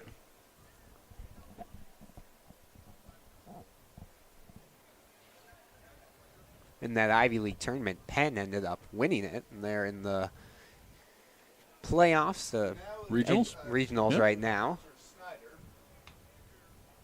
It's the 2-2 count. Awaits the pitch. Swung on and missed, strike 3. And they will send Snyder back to the dugout empty-handed. So a big first out here from Crichton as Trey Brooks comes to the plate. Grounded into a double play his first time up and then popped out to second. So he's still looking for his first reach as a member of this Moo squad. Lead over at first by Reynolds. First pitch misses low. For Moo fans that'll remember, you're talking about the Columbia players and all the Ivy League kids that have played here for the Moo. You go to Brown University, Darian Morphew, who was a Texas native who played here for a couple of years with the Fremont Moo, an Ivy Leaguer. Crichton fires in. This one hit straight up the middle, possibly off the hand of Crichton, and a solid single here for Trey Brooks. Crichton tried to get in front of that one and then was shaking his hand as he's going to talk with the umpire, but stay in the game. And the Moo in business here with runners at first and second with 1 out. As they try to cut into this 6-1 deficit here at Moeller Field. So much dugout talk that you'll hear throughout your life and things that players say, and they'll say, spin his cap, and hit it right back up the middle. Oh, that one was, hit his glove off his hand is what that was. Second time this inning, we saw Brant Phillips have the glove hit off his hand as Meadows, the big swing and a miss on the first pitch. He's been chasing those high and outside pitches here today. Walked his first time up, singled his second time up, and then struck out on a high fastball from Palacios in the 5th. We'll see what he can do now against Crichton. Pitch goes low, and we'll even out the count at 1 apiece. 1 away here, the Zap leads 6-1 over the Fremont Moo. Opening day here at historic Moeller Field. The Moo's 6th game of the season. Check swing goes low. And Meadows gets ahead in the count 2-1. I saw before our broadcast you were down looking in the concession stand, and anything catch your eye there food-wise? Some exciting stuff, but I decided we'll wait until later in the season. Had to just grab a bottle of water to keep the voice going. 2-1, swung on and missed, and we'll even out the count. One of the things they've had for years, and I'll have to check and see if they have it again, it's called The Boss. They do have it. The Boss Burger. Yes. Oh, yeah, that's... I'm still recovering from the shock dog. The shock dog up in Pierre. At the Zaps Stadium. 2-2. Checks back. Pitch is way inside, gets away from Lang, and both the runners will advance. So the Moo with runners at second and third base, 2 guys in scoring position. That will be Reynolds at third and Brooks at second, and a big pitch coming up here to Miles Meadows. Yep, that one too tight. Meadows had to scoot away, and that'll go as a wild pitch. So little by little here, the Moo need to chip away, and if Meadows can put something in the outfield here, a little bit more life for Fremont here in the 6th possibly. Has 8 hits this season. We'll foul this one back. A 9th one could make this a 3-run game. Josh Blount waits on deck. with Steven Espinosa in the hole. As the crowd gets a little bit of life here at Moeller Field. The 3-2. He's going to miss outside. Good job there by Miles Meadows to draw the walk. So we've seen Lucas Crichton struggle twice before against the Moo. Trying to avoid it being 3 times as Josh Blount, who you mentioned is really good at drawing walks, comes to the plate after we've seen 2 walks already this inning from Crichton. I want to you picture last year, Christian Hobbs, who was the league leader in batting average, struck out only 3 times last year, and then you follow up Josh Blount with him as well, who more else gets on base by just base on balls. First pitch fouled back off the glove there of Lang as we go to an 0-1 count. Yep, that was quite a combo. Led to a league championship. Mm-hmm. Banner unveiled earlier tonight in center field. 0-1 the count on Blount. Walked his last time up. Got around to second. Pitch high, and we'll go to a 1-1. It's Dean Reynolds at third base. Trey Brooks at second. Miles Meadows at first. And the Texas Corpus Christi product at home plate. The 1-1 offering. Straight down the middle. And Crichton will move ahead in the count 1-2. Steven Espinosa waits on deck, who will come to the plate barring a double play.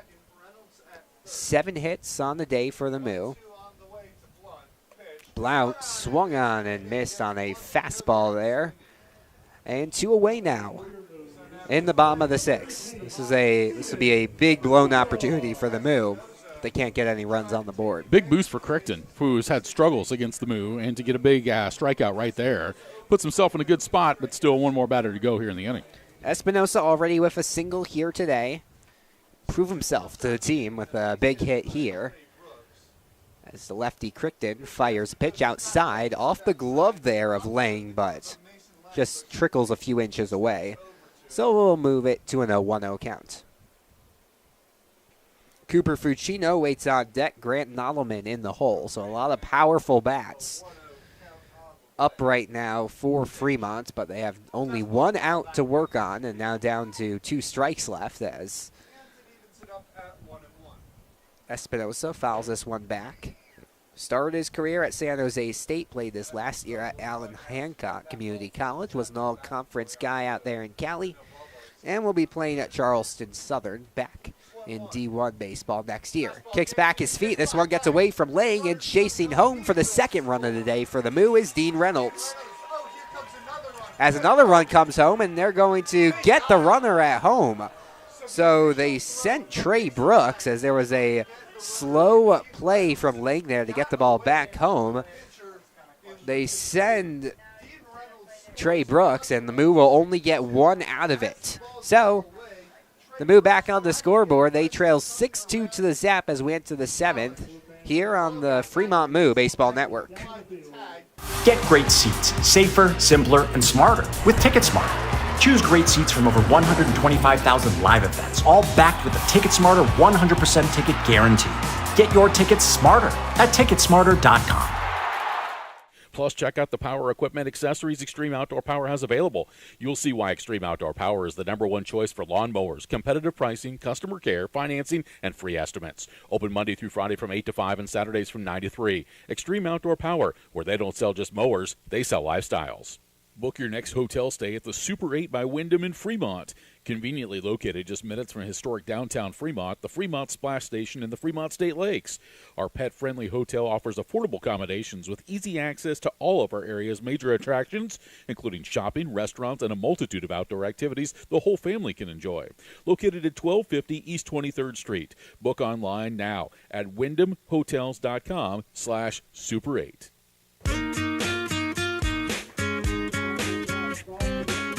To inning number 7 we go. The Zap on top of the Moo, 6-2 here. As first night of ILB games at Moeller Field for the 2024 season. Alex Oliver will stay in. Had a good end of the 6th inning. Came in and got a couple of outs that were desperately needed for the Fremont Moo. And will now try to carry that on to inning number 7. as it will be the 5, 6, and 7 hitters coming off, leading off with Mason Lang. Each Saturday night, Alex is Salute to Veterans, and Butch Krackemeyer, who is with the Fremont Veterans Coalition, and also Darren Rangloff, who is head of that, will always recognize a veteran from our community during the Saturday night games, and Butch doing that right now at this particular time, and it's great to recognize those individuals for all the work that they've done for you and me and everybody else as well. And that's the reason why we can have baseball games on Saturday night like tonight. As Lang steps into the batter's box, lefty will take first pitch outside for a ball. The Moo with their military uniforms here tonight. And then also the starters ran onto the field with flags from the different branches as this one misses low. We'll move to a 2-0 count. 6-2 Zap on top of the Moo. Top of the 7th here at Moeller Field. Oliver just misses the outside part of the plate and falls down in this count early, 3-0. Andrew Phillips waits on deck, and a 4-pitch walk here for Alex Oliver. Uncharacteristic out of the righty flamethrower. I want to let you know that Fremont Moo Baseball wants to remind you to go online and purchase your new Fremont Moo merchandise at the Fremont Moo Team Store. There's T-shirts, short-sleeve hooded tees, shirts for infants and toddlers, and crew necks, and hoodies and infant onesies, V-necks, and hats. They're all available online at fremontmoo.com. Alex Oliver once again can't find the strike zone. Fastball misses outside, and now 5 straight balls thrown to start this inning by the Coffeyville Community College product. Lengthy lead over there at first base by Lang. As finally breaking ball gets into the strike zone and will even out the count at 1-1. Andrew Phillips at the plate. Emiliano Carriel waits on deck. Burnett checking the runner at first as this pitch misses high and outside, and Moo pitchers just struggling with control here tonight. Oliver gets ready for the 2-1 pitch. His left leg slightly in front of the right. This one hit towards left field and will just drift foul. Josh Blount was chasing after that in left field. If it would have dropped fair, it would have been a dangerous ball, but instead we'll go to a 2-2. Checking the Major League Baseball scoreboard. Cubs and Reds.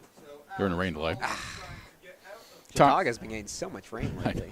Top of the first in San Francisco, Yankees and Giants are scoreless. Top of the first at Chavez Ravine in Los Angeles. The Dodgers and Rockies are scoreless. Everything else from today is a final, which we'll chase down in a bit. 2-2. Oliver deals to Phillips, and this one swung on and missed for strike 3. So 1 out here from Oliver, who recovers after a leadoff walk. And trying to get out of this inning, keep it at a 4-run game. The Moo with 9 outs left offensively to try to cut into this against Lucas Creighton and this Zap bullpen. Curiel takes first pitch for a strike. Finals from earlier, Pirates over the Blue Jays 8-1. Orioles defeat the Rays 9-5. Diamondbacks defeat the Mets today 10-5. The 0-1 pitch for Oliver is breaking ball. Gets in there for a strike. And now back-to-back strikes thrown by Oliver for the first time this inning, and has a chance to ring up back-to-back batters. The 0-2. Hits the outside part of the plate for a backwards K. And 2 away now here in the bottom of the 7th. Top of the 7th. Yeah, everybody loves the beer batter. Other scores in the majors today: the Brewers defeat the White Sox 4-3 in 10 innings. Red Sox over the Tigers 6-3. Houston a winner over Minnesota 5-2. First pitch in there for a strike, and Oliver has recovered very well after a leadoff walk, as this one hit towards the shortstop Espinosa, who will flip it to the second baseman Snyder for out number 3. So leadoff walk given by Alex Oliver, but then the Zap go in order. We head to the home half of the 7th. It's the Zap 6, the Moo 2 here on the Fremont Moo Baseball Network. Windstar Lines is a family-owned and operated charter bus company that has been serving customers nationwide since 1995. With 12 hubs across the U.S. and a varied fleet including minibuses, motor coaches, sleeper buses, and double-decker motor coaches, we are able to accommodate any size group, large or small, to any destination near or far. With almost 30 years in the travel and tourism industry, our reputation for superior safety, impeccable equipment, and unparalleled customer service makes us the right choice for your group transportation needs. Now hiring full and part-time drivers. Trust your heart to the team at Methodist for expert cardiac care that makes a life-changing difference. From specialized testing and imaging to comprehensive surgical options, including the most advanced procedures, we provide the personalized care that you expect from the Methodist name. Learn more about our heart and vascular care by visiting bestcare.org/heart. That's bestcare.org/heart. Methodist, the meaning of care.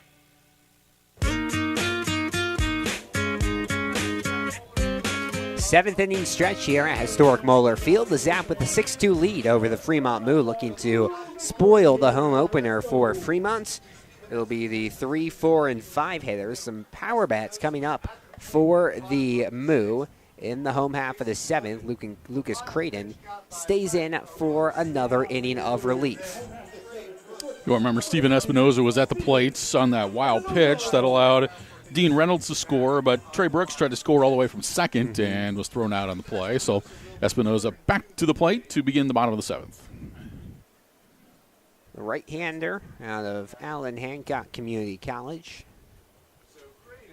First pitch misses outside. So grew up in California, then went to his first 2 colleges in California. Now he's going all the way over to the Carolinas with a quick stop in Nebraska. So some big changes for Espinoza, as the 1-0 is going to miss outside, or just hit the plate for a strike, and will even out the count on Espinoza.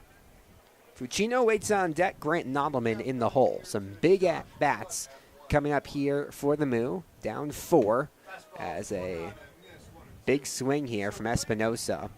We've seen some big swings out of the right-handed hitter tonight. Already has 1 single. Would love an extra base hit. The 1-2. It's going to just hit the inside part of the plate. Espinoza kicked back his legs on that one, but it won't matter. 1 away. Well, proud sponsors of Fremont Moo Baseball include Raising Cane's, Tommy's Express Car Wash, Buffalo Wild Wings, Extreme Outdoor Power, La Hacienda, Super 8 of Fremont, Windstar Bus Lines, Keel's Barbershop, Methodist Fremont Health, The Door, and the Nebraska Lottery. Thanks for supporting the Fremont Moo. Cooper Fucino comes to the plate. This is Moo down 6-2. And first pitch is going to... Yep, bounce in the dirt and bounce behind him. Yep. Looked like it hit Fucino there, who's already been hit by a pitch this season, but instead it'll go to a 1-0 count. Fucino already with a double and a single here tonight. Team leading 4 doubles on the season, as 1-0 misses low and outside, and we'll go to a 2-0 count.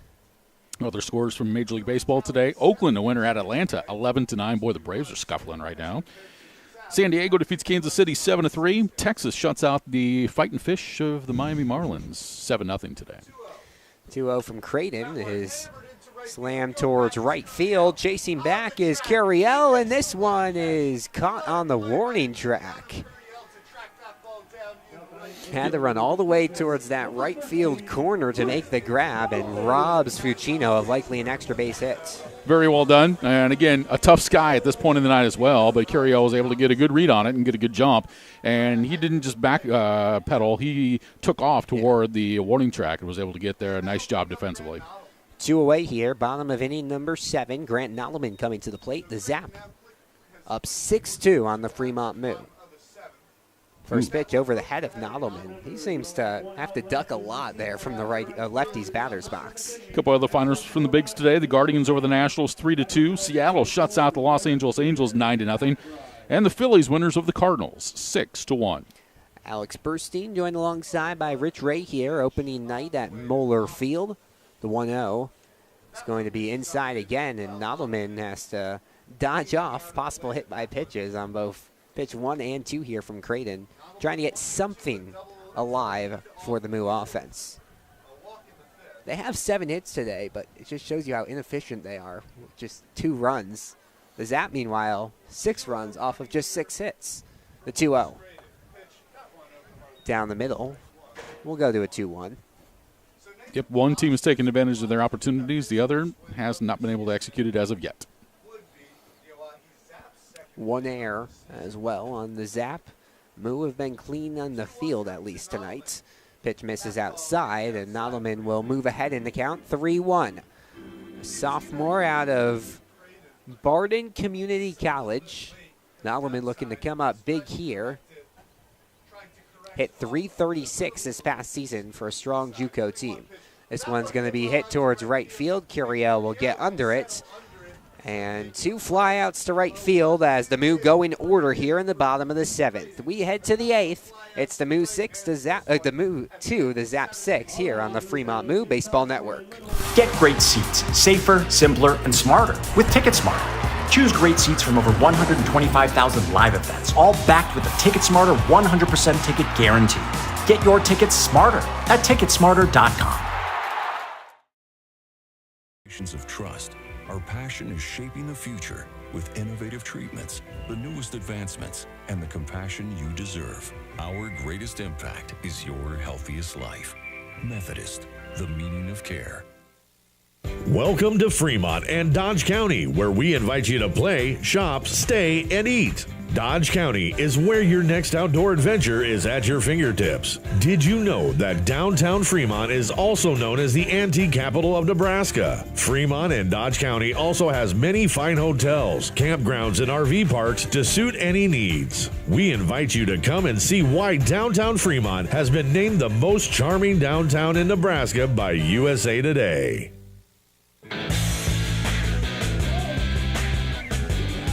Moo are in the deficit. They trail 6-2 as we head to the 8th, and taking you through the final 2 innings, here's Rich Ray. Thanks, Alex. Well, if you got any runs in your back of your pocket, we could use them right here if you're a Moo fan. As Fremont has 2 at-bats remaining, trailing by a score of 6-2, and Alex Oliver comes out for another inning of relief. He's worked an inning and 2/3 so far. He has struck out 3, and he has walked 1 batter, and he'll be facing the 9-1 and 2 batters for the OAHE ZAP. Brandon Weigel, Noah Wiggins, and Jackson Mix. I want to remind you, Game 2 of this 3-game series is tomorrow afternoon, 5:05 here at historic Moeller Field in Fremont. Alex and I will be with you with our coverage beginning at 4:45 tomorrow here on the Fremont Moo Baseball Network. Then it's a rare wraparound series as they'll finish things up on Monday with the ZAP at 7:05. And then the Moo have a couple days off before they will continue this long homestand, which, as I mentioned in the pregame, was scheduled for 13 games. It looks like it's going to be an 11-game homestand because the 2 games with the Casper Spuds were postponed. They'll be made up at a date and time yet to be determined. A chance, though, they get made up during this homestand, in which case it'll go back to either 12 or 13 games. That'd be nice. Brandon Weigel steps in now against Alex Oliver. And the first pitch from Oliver is a breaking ball, and it's in there for a called strike. Yeah, that breaking ball has been working well for Oliver. His fastball and breaking ball look kind of similar because there's some late break on his fastball near home plate, and it's caught these batters surprised. The 0-1 pitch is foul back, and the count now 0 balls and 2 strikes to Brandon Weigel, who has gone 1 for 2 tonight. He delivered an RBI double in the 4th inning. We'll check the Independence League Baseball Association scoreboard here for you just a moment. 1 game has gone final. Hastings a winner over the Nebraska Prospects, 7-3.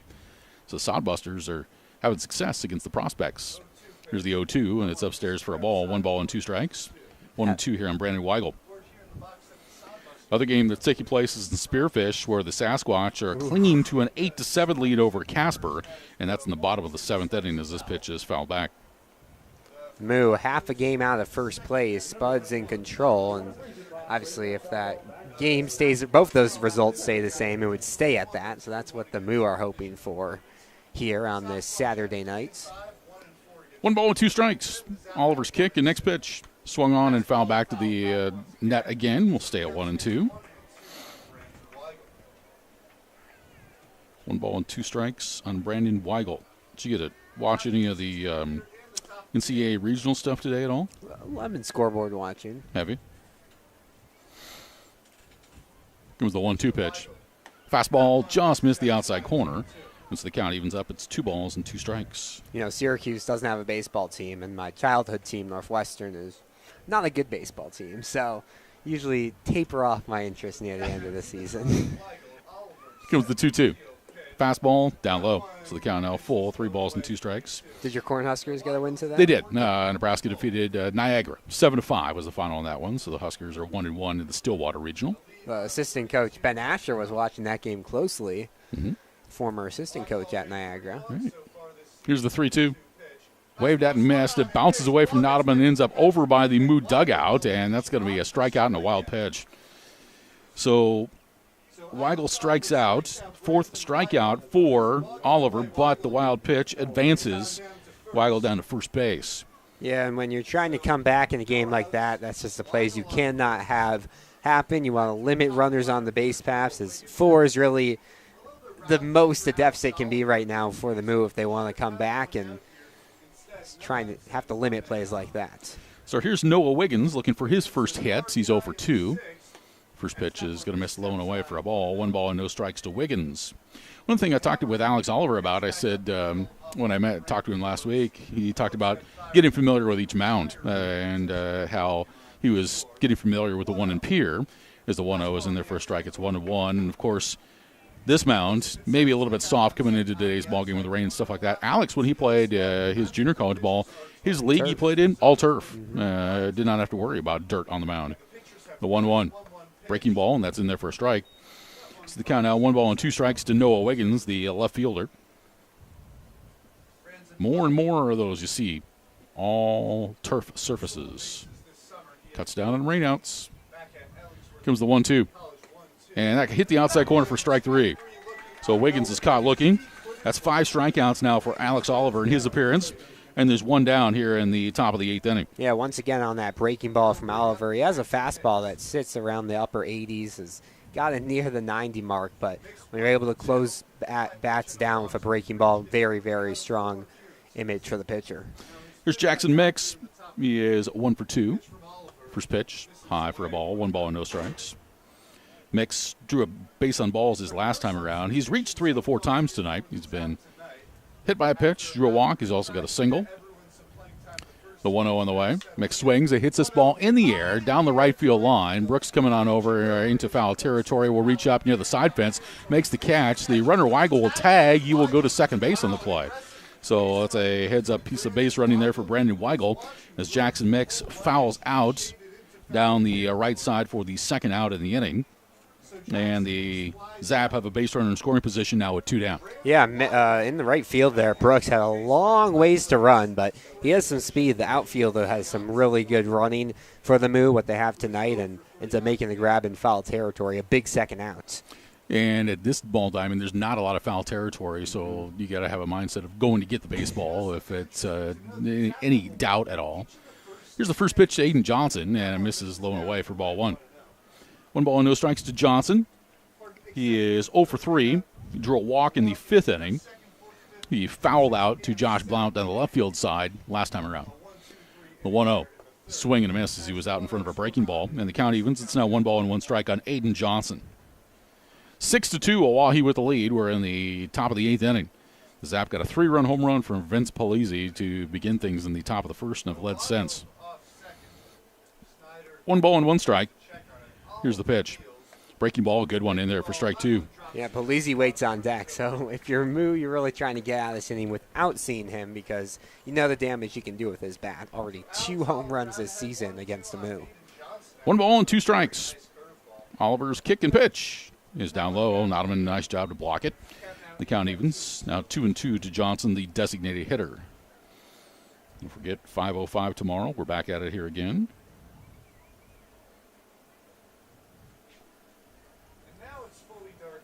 2 balls, 2 strikes.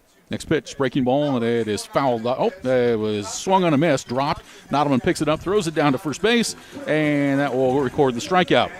So Alex Oliver, 6 strikeouts in his appearance so far, and that'll do it for the Zap in the 8th. In the inning, no runs, no hits, no errors, 1 runner left on base. We go to the bottom of the 8th, 6-2 in favor of the Zap. More coming up in a moment. This is Fremont Moo Baseball. Welcome to Fremont and Dodge County, where we invite you to play, shop, stay, and eat. Dodge County is where your next outdoor adventure is at your fingertips. Did you know that downtown Fremont is also known as the antique capital of Nebraska? Fremont and Dodge County also has many fine hotels, campgrounds, and RV parks to suit any needs. We invite you to come and see why downtown Fremont has been named the most charming downtown in Nebraska by USA Today. Kills Barbershop is the Sports Center barbershop in Fremont. Be sure you look your best and get into Kills Barbershop, where you'll receive quality haircuts in a friendly atmosphere. Get a fresh cut, have them hot leather, and shave your neck. If you're looking for that special feel of a true barbershop, Kills is the place for you. They're open Tuesday through Friday, 8:30 to 5:30, and Saturday, 7:30 to 3. Kills Barbershop, 6th and Broad in downtown Fremont. They'll make you look your best.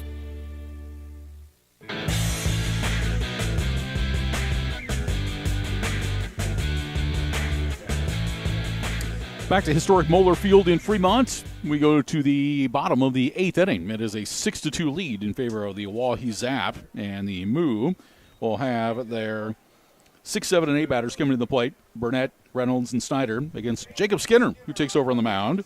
He's a 6-foot, 165-pound left-hander from Kishwaukee College. Lombard, Illinois is the hometown, as Skinner will try to chew up some outs against the Moo with a 4-run lead here in the 8th inning. So it is Skinner, who the Moo saw on the trip up in Pierre earlier this season, and he will come upon the Moo batters at this particular point. Yeah, went 2 innings, giving up a pair of hits and 1 run that wasn't earned, so it looked solid for the lanky right-handed pitcher. Has some heat on his pitches. Just finished up his sophomore year at Kishwaukee College, so we'll see if he can keep this at a 4-run deficit. The Moo really needing some offense here late. So Carson Burnett will come to the plate. He is 1 for 2. He had an RBI double in the 4th inning. Bounced out to third base his last time around. 6 runs on 6 hits and an error for the Zap. Fremont, 2 runs, 7 hits, and no errors. So here's Burnett, who will step in. Skinner looking in to Lang for his sign, so we'll get ready to deliver the first pitch at the bottom of the 8th. And it's swung on and fouled off to the right side out of play. No balls and 1 strike to count here on Carson Burnett. Back at it again tomorrow, Game 2 of the series, 5:05 here at historic Moeller Field in Fremont. But you join us for that. Get your tickets online, fremontmoo.com. The 0-1 swung on and fouled out of play to the right side again. And now they count no balls and 2 strikes on Burnett. Oh, and flew above the netting here and out of the ballpark. Hopefully all the cars okay here at Moeller Field. Skinner looking in for the sign here. He's now set. And now the 0-2. Breaking ball that missed high and outside. Skinner was a starter for most of this year for Kishwaukee College. Next year he'll be playing at Judson University, but transitioned into more of a relief role for the Zap early on in this season. Here comes the 1-2. He swings and pops this one up, and this will be foul back behind, and it'll be out of play. And the right count on stays, top of us. Yeah, count will stay 1-2. Here in the bottom of the 8th in Spearfish, where the Sasquatch lead the Casper Spuds 8-7. So Spearfish will have at least a lead when they get to the 9th to try to hold off the Spuds in that contest. 1 ball, 2 strikes to count here on Carson Burnett. Fremont trails OAHE 6-2 here in the bottom of the 8th. Skinner's 1-2 pitch. And swung on and a little bloop out towards second base. Coming up and making a basket catch over at second base for the Zap is going to be Brandon Weigel for out number 1.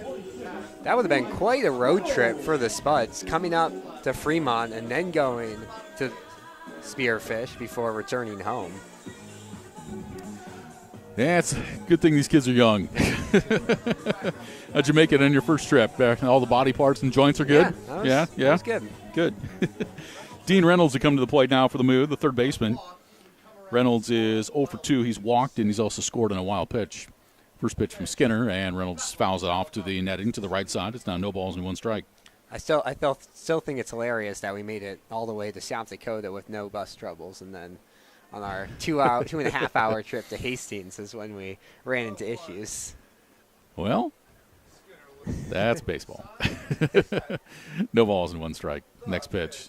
And Reynolds watches it drop in there for strike 2. Yeah, really good. It's like a 2-seam fastball there, cut to the outside, and 0-2 up early in the count. The Moo scored a run in the 4th and a run in the 6th. That's been it so far. Here's the 0-2. Swing and a miss for strike 3. So Skinner with a good fastball, and Reynolds could not make contact. And that is the first strikeout for Skinner, second out of the inning. And that's now going to bring to the plate Hunter Snyder, the second baseman. Snyder's 0 for 3, struck out swinging his last time, and that was against Lucas Crichton. Crichton, by the way, went 2 innings, gave up 1 hit, walked 2, struck out 3, and had 2 wild pitches in his relief appearance. There's a breaking ball that misses down and in for ball 1 to Snyder. Looked a lot better than he did in his first 2. Still had some struggles against the Moo, but that's what you want to see as a manager of one of these teams. Senior relievers get better and better each appearance, especially early on in the year. 1-0 pitch misses outside. So the count now goes to 2 balls and no strikes on Hunter Snyder, the second baseman. Trey Brooks will be the next. Do you need to know what our postgame meal is? Do I need to tell you? Do you know? I do know. Do you want to guess? You didn't get trivia right. Then I'm not going to test my luck. 2-0 pitch. Breaking ball in there for a strike. It's 2-1. Little Caesars. Oh. Yep. Get your pizza fill. And apple pie. That's right. I hope there's at least a slice left when I get down there. Here comes the 2-1. Swung on and fouled out of play to the left side. It's now 2-2.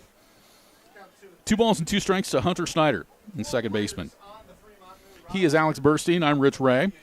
And we thank you for joining us tonight for the home opener for the Fremont Moo. Not really going their way right now as they trail the OAHE ZAP 6-2 in the bottom of the 8th inning. But the Moo are going to play over 30 games at home this season in this 52-game schedule. Here's the 2-2. Swung on a foul back, so the count stays even up. 22 wins at home last year. Moo just seemed to play better at Moeller Field. Maybe not what we're seeing tonight, but... You know what helped out Fremont last year as well were walk-off wins. The Moo had 5 of them. 3 of them in the first half of the season. And I think 2 of the 3 were against the Sodbusters. 2-2 the count on Hunter Snyder. Next pitch. Just missed the outside corner. A little bit high. And so the count goes full on Snyder. It's 3-2. 2 outs with nobody on. We're in the bottom of the 8th with OAHE leading 6-2. Zap got 3 in the first on the home run by Vince Polizzi. Added a run in the 4th and 2 more big runs in the 6th. Skinner, the third pitcher for the Zap tonight, will bring the 3-2 home. Swung on and foul back. So the count stays full at 3 balls and 2 strikes. Trey Brooks will be next. 2 miles on the track today, huh? Is this a common thing? Yeah. Are you feeling well? Yeah. It's supposed to make you feel well. I know. Maybe not right after. When I was your age. Yeah. Yeah, I used to do that stuff too. And then I found fast food. Here comes the 3-2. Breaking ball called strike 3 on the inside corner in the inning.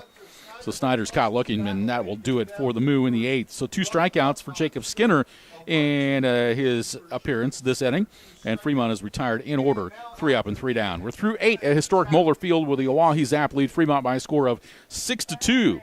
More coming up in a moment. This is the Fremont Moo Baseball Network. Get great seats, safer, simpler, and smarter with TicketSmarter. Choose great seats from over 125,000 live events, all backed with a TicketSmarter 100% ticket guarantee. Get your tickets smarter at TicketSmarter.com.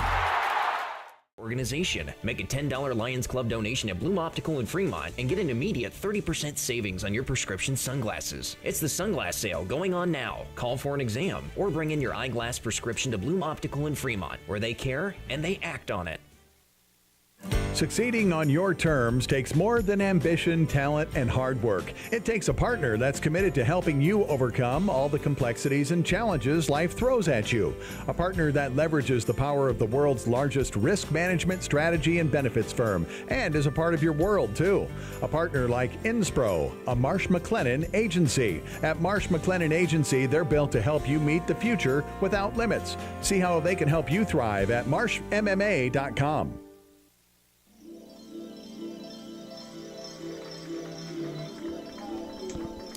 We work our way to the ninth inning in historic Moeller Field in Fremont. The OAHE ZAP leading the Fremont Moo by the score of 6-2. Alex Oliver's night is done, relief-wise, and he put up some nice numbers once again here for Fremont.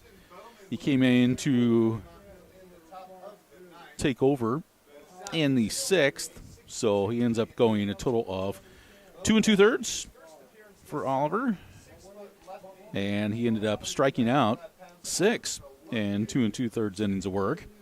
As far as his control was concerned, he ended up walking 1 and did not give up a hit.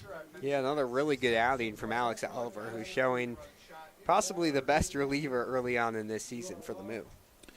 So the fourth arm to come on here for Fremont will be a newcomer, Justin Bowman, 6'1", 195, left-hander from Columbia University from Sewanee, Georgia. Yeah, I believe it's Bowman. So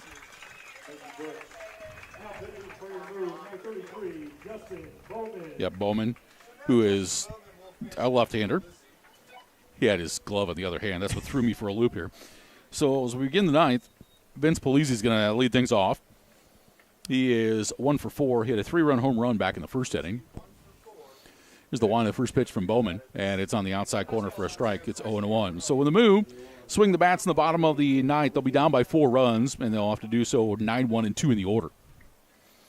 No balls and 1 strike here on Polizzi. Next pitch swung on and pulled down the left field side. Foul ball. You know, Bowman made his NCAA debut against the number 4 team in the nation, Florida. Maybe a little less pressure against the Zap. That was early in the season. Early in the season. Yeah, I was going to say Florida kind of tapered off. When they got in the SEC schedule, they came back down to earth. By the way, Florida, after beating Nebraska yesterday, got beat by Oklahoma State today, 7-1 the final on that one. 0-2 down low. It's now 1 ball and 2 strikes. So for the Nebraska fans, they will play an elimination game against Florida tomorrow. And then the winner has got to beat Oklahoma State twice to deny the Cowboys the Stillwater Regional Championship. 1 ball and 2 strikes here on Polizzi. Next pitch from Bowman. Off speed. Just missed on a check. Bill Bevin says no. So the count's even. 2 balls and 2 strikes. 6 runs, 6 hits, and an error for the Zap. 2 runs, 7 hits, no errors for the Moo. Bowman's 2-2. Swung on a miss, strike 3. Changed the eye level just a little bit and was able to get the swing and the miss. So first strikeout for Justin Bowman in his Moo debut. That's going to bring up the OAHE catcher, Mason Lang. Lang is 1 for 3, singled back in the first. So Bowman looks in for his sign from Nottman, and the first pitch is a breaking ball that misses high for ball 1. 1 ball and no strikes to Mason Lang. Andrew Phillips would be next. Looks like it's going to be Mike Manham, finally a pinch hitter. But they made it a lot further this time. The 1-0. It's going to be in there for a strike. So 1-0 the count here on Mason Lang.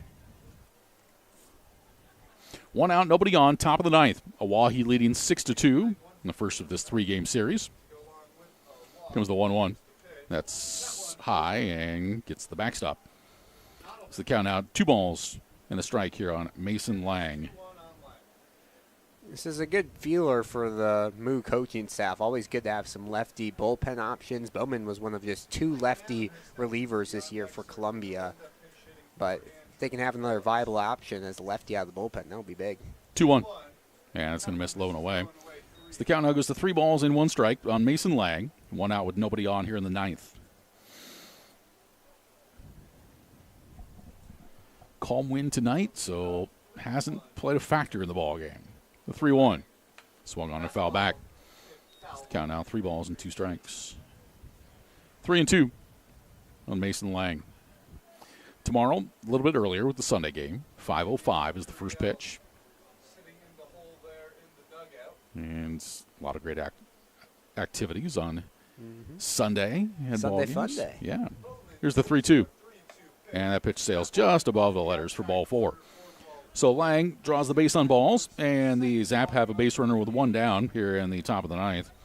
It's going to bring a pinch hitter to the plate, and this will be number 1, Mike Manham, out of Upper Iowa University. He's out of Fergus Falls, Minnesota. Will come to the plate.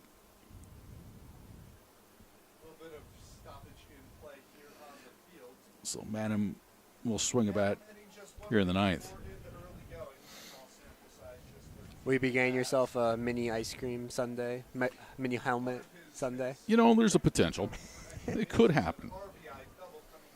And just making that happen in the middle of a broadcast, that's the entertaining part. That's true. Right? Got to send the intern down together. Manham batting 154 on the year. Here's the pitch, and he swings and misses at the off-speed pitch for strike 1. No balls and 1 strike to Mike Manham. This is game number 7 he's played in this season. He's got a double to his credit on the year. Caspers come back to tie it up against the Sasquatch in the 9th. They're tied at 8. Here's the 0-1. Swing and a miss. Good location pitch down low. And Manham down on the count now, no balls and 2 strikes. 0-2 the count on Mike Manham. 6-2 OAHE, top of the 9th inning. The 0-2 to Banham, and that's hit the backstop on the fly.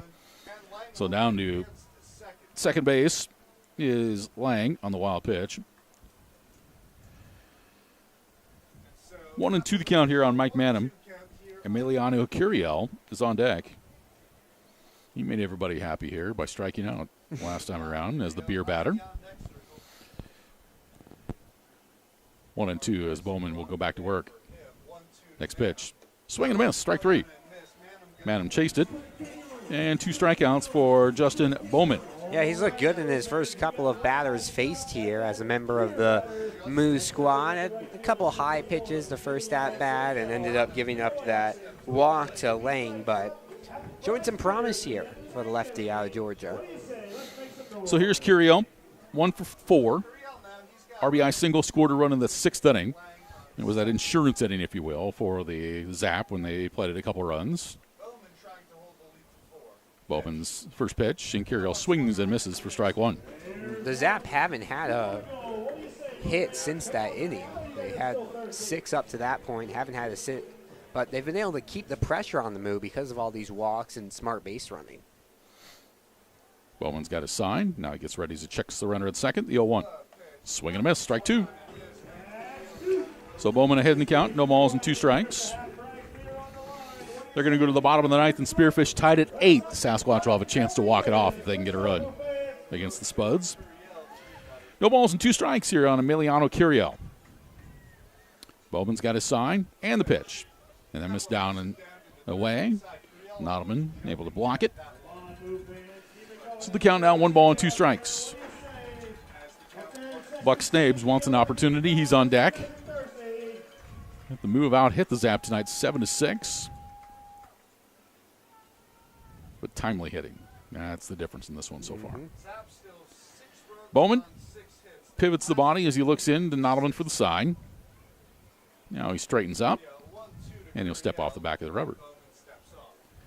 Probably just trying to get on the same page here.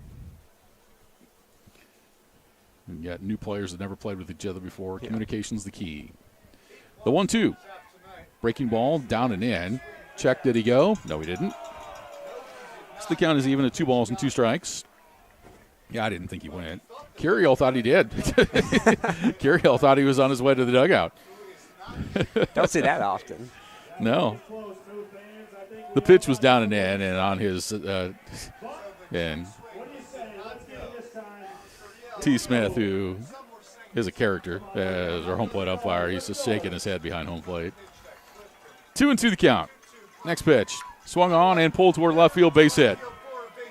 Picked up by Blount, and he'll toss it back in the infield. And runners will be at the corners after the single by Curiel. Yeah, good job there by the third baseman Reynolds to let the ball trickle through his legs, what he's supposed to do there as the cutoff guy, and let it go through to the catcher. Almost caught laying off guard there. He thought about going towards home, but sticks around at third base and runners at the corners now.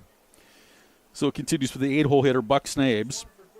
Snabes singled in the 6th inning, reached on a fielder's choice his last time around. 6-2 OAHE, and now the hits are even up at 7 apiece. And as you mentioned, that's the first hit in a while there for OAHE. Is the Zap not been able to make contact against Alex Oliver. Here's the first pitch to Snabes, and he swings and misses. He was trying to put that one in the Christensen Lumber parking lot. The count is now no balls and 1 strike on Buck Snabes. Boy, if you'd have Alex Oliver pitching against Nathan Palacios, you'd have a 2-hour ball game. 1 strike to count here on Buck Snabes. Next one on the way. Swung on and popped up right side foul territory, and that will slice out of play past the side fence. So the count goes to no balls and 2 strikes here on Snabes. Still some hope here for the Moo, but A, they want to keep it a 4-run game. B, need to get that offense going in the bottom of the 9th. Crazier things have happened. Oh, yes. You are not lying there, Mr. Burstein. No balls and 2 strikes to count here on Snabes. Next pitch, swung on a foul back, so we'll do it again. But you couldn't ask for a more beautiful night tonight. No, this was for baseball. Perfect. Yep. Much better than what would have happened at Thursdays. Thursday it rained hard, and then it kind of cleared off, but Moeller Field, it was not ready. It just wasn't ready. And there's the right decisions that were made. Here comes the 0-2. Runner from first goes. The pitch is inside for a ball. And so down to second base will be Curiel. So 2 runners in scoring position now. And a 1-ball and 2-strike count around Buck Snabes. That would have been a hard play for not only to get off a throw. It was a slow breaking ball inside to the right-handed batter, and to get off a throw would have been very difficult. The 1-2 pitch. Fastball down low. Nottman blocks it. The count evens. 2 balls and 2 strikes. Another big difference in the game today has been the base running. You've seen very safe but smart base running here today out of the Zap, and you go back to that play where Brooks was thrown out at home plate on the risky send, and that kind of changed the momentum in this game that the Moo had just picked up on. So it's a big difference here. Bowman ready. The 2-2 pitch. Swung on and popped in the air, foul ball, and slices out of play once again, so we'll do it again here at 2-2. 2 balls and 2 strikes. You see Brooks just take off sprinting whenever the ball hit in his direction. Could have some acrobatic plays out there in right field this season. Yep. It's all part of playing outfield wherever you play, is getting that good read off the bat. And also listening to your teammates. Yes. The 2-2. Swing and a miss, strike 3, as Bowman was able to get Snabes swinging, and Bowman ends up striking out the side in his appearance. In the inning, there were no runs on no hits. I beg your pardon, there's no runs on 1 hit. There were no errors, and there were 2 runners left on base. Last chance for the Moo. We go to the bottom of the 9th. The OAHE leads it by a score of 6-2. We're back with more in a moment. This is the Fremont Moo Baseball Network. You've already built something incredible. When you're ready to elevate your business even higher, you need a partner who can give you a platform for scale and even greater success. A partner with the strength and resources of the world's largest risk management, strategy, and benefits firm. A partner committed to building a network of accomplished brokers in your community. A partner like Inspro, a Marsh McLennan agency. See how they can help your business go further at marshmma.com. Fremont Hy-Vee is proud to sponsor local sports, and they know that you fans love your meat. Hy-Vee has all your favorites at the best prices right now. Hy-Vee Choice Reserve Steaks. Always low prices on your favorite flavor of brats.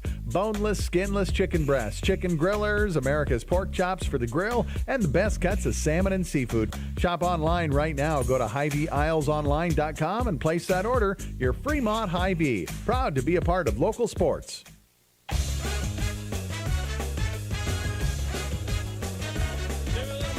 Last chance here for the Fremont Moo as we go to the bottom of the ninth. Fremont trailing OAHE by a score of 6-2, and it will be Jacob Skinner who will have a chance to close this out as he worked through a perfect 8th inning, so he'll get the 9th as well, and he'll be facing the 9-1 and 2 batters for Fremont.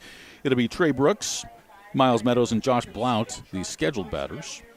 Yeah, the Moo haven't had a runner reach since back in the 6th inning when there was a walk to Miles Meadows. The offense has just taken a big slowdown. There was a strikeout by Blount to end that inning, and 6 straight batters retired since then.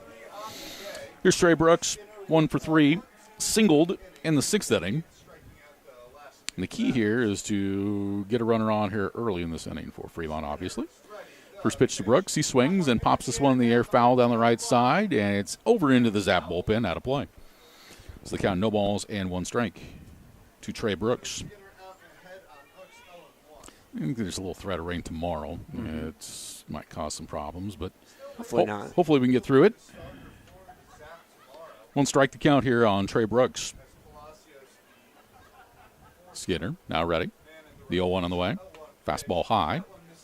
Count evens at 1-1. Moo bats are going to need some patience here. We've seen a lot of swings at high and outside pitches the last couple of innings. A walk or two would certainly help the cause here in the bottom of the 9th. Skinner's 1-1 on the way. And swung on, hit into the hole left side, but fielded at third base. And that's Mix who fires it across, and it's in time for out number 1. Mix has been excellent over in the hot corner today. Had some iffy plays in the first series against the Moo, but has recovered really well and made some smart plays over at third base tonight for the Zap. That's one thing that we can say is that in that 4-game set in Pierre, there were a lot of defensive miscues for both teams. And tonight, just 1 error has been committed. And that was on a throwing error on a fielder's choice opportunity at second base. Miles Meadows steps to the plate now. Meadows singled in the 3rd inning and swings at the first pitch here and misses. No balls and a strike. Meadows 1 for 2. Single, stole a base. He's walked twice, so he's been on base 3 times. No balls and 1 strike the next pitch, and foul back behind home plate. And the count now goes to no balls and 2 strikes on Meadows. Josh Blount is on deck. 1 out with nobody on here in the bottom of the 9th. OAHE leading 6-2. Skinner will look into line to get a sign. Now the 0-2 pitch. Swung on and fouled off of the catcher Langs. We'll do it again at 0-2. We've seen Meadows chase at high fastballs on a couple of straight at-bats. Struck out doing that in the 5th. We'll see if Skinner, who's been working more lower in the zone, picks up on that or tries to stick to what he's been doing the last couple of batters. 0-2 the count. Skinner set. The 0-2 on the way. And a little check swing pop-up right to Skinner, who makes the catch off the mound to the right side for out number 2. Yeah, awkward swing there from Meadows. Bet he wishes that one he could have it back, but hit just the very inside of his bat and straight into the glove of Skinner. Well, now the Moo are down to their final out, and it's going to bring to the plate the left fielder, number 31, Josh Blount. Blount is 0 for 3. He drew a walk in the 5th inning, but got stranded. Struck out swinging his last time around. This is all part of an 11-game homestand for the Fremont Moo. Not on the road again until June 15th when they go play a doubleheader at Hastings. And then the following week on the road the entire week with Hastings and Casper and then Hastings again. There's a breaking ball down and in for a ball. 1 ball and no strikes to Josh Blount. If he gets aboard, we'll see Steven Espinoza next. 4-run lead for the Zap here in the bottom of the 9th. Stretch by Skinner, the 1-0. And a breaking ball that's at the top of the zone for a called strike. The count evens. It's now 1 ball and 1 strike on Josh Blount, the left fielder. Skinner and Nottleman now agree, Skinner and Lang now agree. The 1-1 on the way. And that pitch misses off the corner. It's the count now 2 balls and 1 strike on Josh Blount.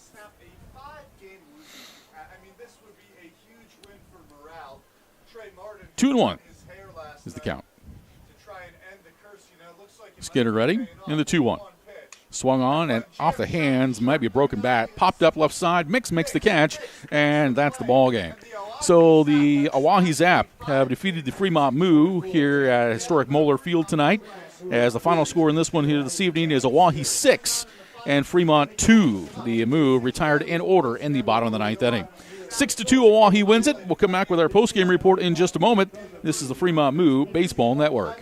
La Hacienda Mexican Restaurant, your favorite family-owned restaurant, is offering their Family Taco Pack special. Right now, feed the whole family with 12 tacos, rice, beans, chips, and salsa for only $38. Be sure to check the back of your Fremont Moo tickets for a Moveless discount at La Hacienda. You can get a Family Taco Pack anytime. La Hacienda, 3140 Elk Lane. Call in your Family Taco Pack at 402-721-9909 or order online at lahaciendafremont.com.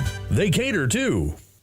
Looking for a nice place to go? A place that's rich with tradition, great service, and atmosphere? A fantastic place where you can go and still carry on a conversation. Maybe shoot a game of pool and enjoy one of the best jukeboxes in town. Silver Dollar is one of the finest places for adult libations at reasonable prices. Join the Silver Dollar family and enjoy, but you need to be 21 or older. See y'all soon, and remember, not everything that glitters is gold, but we're pretty sure it's probably silver at the Silver Dollar, 18th and Bell Street in Fremont. Now that's what a solid piece of wood sounds like. Look just past that left field wall at Moeller Field, you'll see Christensen Lumber, a solid lumber company for over 100 years. And there goes another ball into the lumber yard. Professional builders know Christensen Lumber is their home run hitter for quality materials. More contractors and woodworkers will tell you Christensen Lumber is the best choice to find quality cuts of lumber. Since 1923, Christensen Lumber. It's where the pros go. 714 South Main, just past the left field wall at Moeller Field. Lincoln Premium Poultry is excited for Fremont Moo Baseball this summer. Hey, you're looking for a new opportunity? You can hit it out of the park with a job at Lincoln Premium Poultry. With a fantastic culture, great pay and benefits, and room for growth, Lincoln Premium Poultry is one of Fremont's best destinations for summer fun and employment. Just go to LincolnPremiumPoultry.com right now and check out all the job opportunities available. Gentlemen, here at Weesey Plumbing and Excavating, our customer's duty is our duty. Yes, Drill Sergeant. Now, you're Fremont's finest, and I want you people-pleasing plunger anglers to remember here at Weesey, we don't stop fighting clogged drains, low water pressure, frozen pipes, until our residential and commercial customers are smiling. Am I making myself clear, you toilet snake and sink suckers? Yes, Drill Sergeant. Now, our customers will find us in Fremont, on Facebook, and online at WeeseyPlum.com. Weesey Plumbing and Excavating. Your duty is our duty. Fremont Moo Baseball is brought to you by Raising Cane's Chicken Fingers, with 10 Omaha locations, including Fremont, Council Bluffs, and Norfolk. With delicious hand-battered, cooked-to-order Raising Cane's Chicken Fingers, mouth-watering cane sauce, crinkle-cut fries, irresistible Texas toast, fresh coleslaw, plus freshly made tea and lemonade poured over their signature crushed ice. Raising Cane's Chicken Fingers, tasty supporters of Fremont Moo Baseball.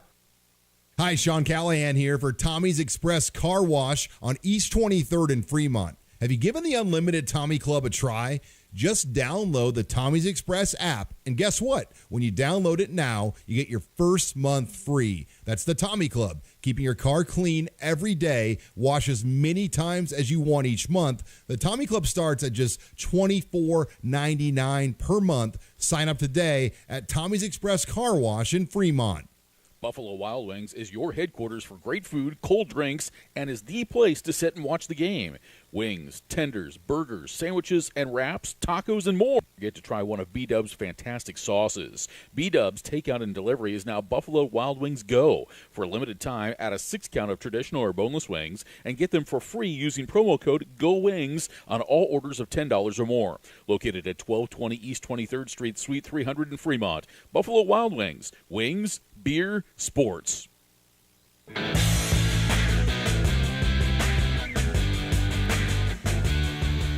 Back to historic Moeller Field in Fremont, where the OAHE ZAP defeat the Fremont Moo in Game 1 of this 3-game set and spoil the Fremont Moo's season opener at home by a final score of 6-2 with Alex Burstein. I'm Rich Ray.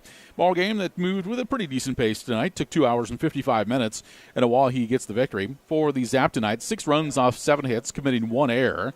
And for Fremont, 2 runs, 7 hits, and no errors. The starting pitcher for OAHE was Nathan Palacios, and he picks up the win. He's 1-0 in the season. He worked 5 innings, struck out 5. gave up 6 hits, 1 run, which was earned. He was very good once again. Yeah, Palacios has just had the Moo's number early on. Had a no decision his first time out after 5 innings of 1 hit ball. Didn't have quite those numbers here today, but gets the win, and big win for the Zap.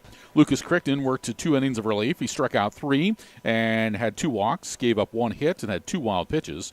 And Jacob Skinner pitched the final 2 innings as he struck out 2 and 2 perfect innings on the mound. For the Moo, starting pitcher Lucas Hamza takes the loss. Luke is 0-1 in the season. He worked 4 innings, gave up 3 hits, walked 4, gave up 4 hits, 4 earned runs, and the big hit that he gave up was the 3-run home run to Vince Polizzi in the first inning. Brant Phillips pitched an inning and a third. He struck out 1, gave up 2 walks, 2 hits, 2 earned runs, and also hit a batter. Alex Oliver worked 2 2/3 innings of relief, struck out 6, walked 1. And then Justin Bowman in his Moo debut pitched 1 inning, and he struck out 3, walked 1, and also gave up 1 hit as well. For the Zap tonight, Noah Wiggins went 0 for 3 at the top of the order, but he drove in a run. It was Vince Polizzi going 1 for 5, and he had a 3-run home run in the first inning, which turned out to be the difference in the ball game. Emiliano Curiel goes 2 for 5 with an RBI, and Brandon Weigel went 1 for 3 with an RBI as well. For Fremont, Cooper Ficino goes 2 for 4 at the plate, had a double and a single, and Carson Burnett was 1 for 3, and he had an RBI double in the 4th inning. But it was not enough as the OAHE ZAP win this one by a final score of 6-2. The ZAP snapped their 5-game losing skid and improved now to 2-6 on the season. For Fremont, their 3-game winning streak comes to a halt. Fremont now 4-2 on the year. These two teams will play Game 2 of the 3-game series coming up tomorrow at 5:05. 6-2 OAHE wins it. We'll come back with our Goodwood Award recipient and to wrap things up after we take a timeout. This is the Fremont Moo Baseball Network. If you're in need of lawn equipment products or repair, contact the professionals at Extreme Outdoor Power at 805 South Broad Street in Fremont. Bring in your lawn equipment and get a same-day free estimate. Call 402-721-1905 for more information or to set up an appointment. Plus, check out the power equipment accessories Extreme Outdoor Power has available. You'll see why Extreme Outdoor Power is the #1 choice for lawn mowers, competitive pricing, customer care, financing, and free estimates. Open Monday through Friday from 8 to 5 and Saturdays from 9 to 3. Extreme Outdoor Power, where they don't sell just mowers, they sell lifestyles. Book your next hotel stay at the Super 8 by Wyndham in Fremont. Conveniently located just minutes from historic downtown Fremont, the Fremont Splash Station, and the Fremont State Lakes. Our pet-friendly hotel offers affordable accommodations with easy access to all of our area's major attractions, including shopping, restaurants, and a multitude of outdoor activities the whole family can enjoy. Located at 1250 East 23rd Street. Book online now at wyndhamhotels.com/Super 8.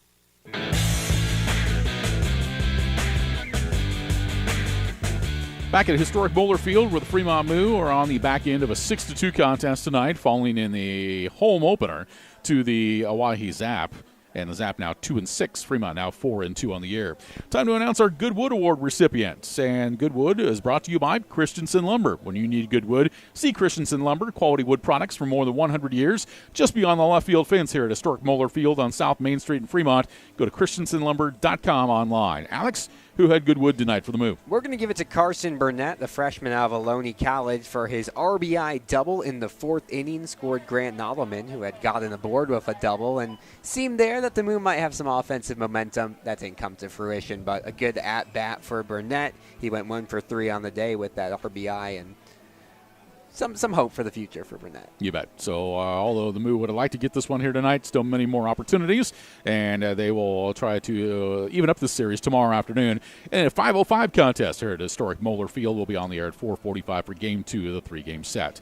Speaking of Independence League Baseball Association tonight, earlier it was the Hastings Sodbusters, a winner over the Nebraska Prospects 7-3. They did walk it off in the bottom of the ninth. They defeated the Casper Spuds by a final score of 9-8. So when you look at the updated standings right now in the league, they are not updated as of yet. Casper has a loss, and we'll check more of that coming up for you tomorrow. But Fremont now 4-2 on the season, and right now that puts them actually in a tie for second with the Hastings Sodbusters at this particular time. Both teams will be half a game out of first. Yep. So, but plenty more baseball yet to be played. And the race to win the first half, of course, is very important to try to get home field advantage when you get to the playoff championship series coming up in August. So 6-2 the final score here. Let's wrap things up with the Major League Baseball scoreboard.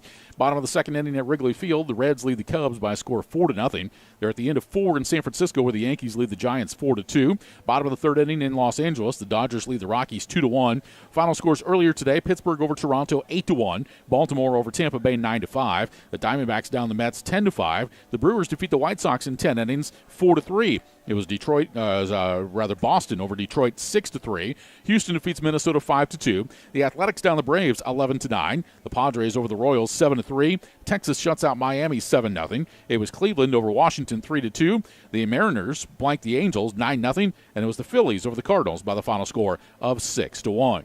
Final score in this one here was OAHE 6 and Fremont 2. We invite you to join us tomorrow for Game 2 of this 3-game set when the Zap take on the Fremont Moo. First pitch will be at 5:05, and we'll be on the air at 4:45 tomorrow afternoon right here on the Fremont Baseball Network. Thanks to all of our sponsors who made it possible. For Alex Burstein, I'm Rich Ray. Once again, the final score, it was Fremont 6, it was OAHE 6 and Fremont 2. Until tomorrow, this is Rich Ray saying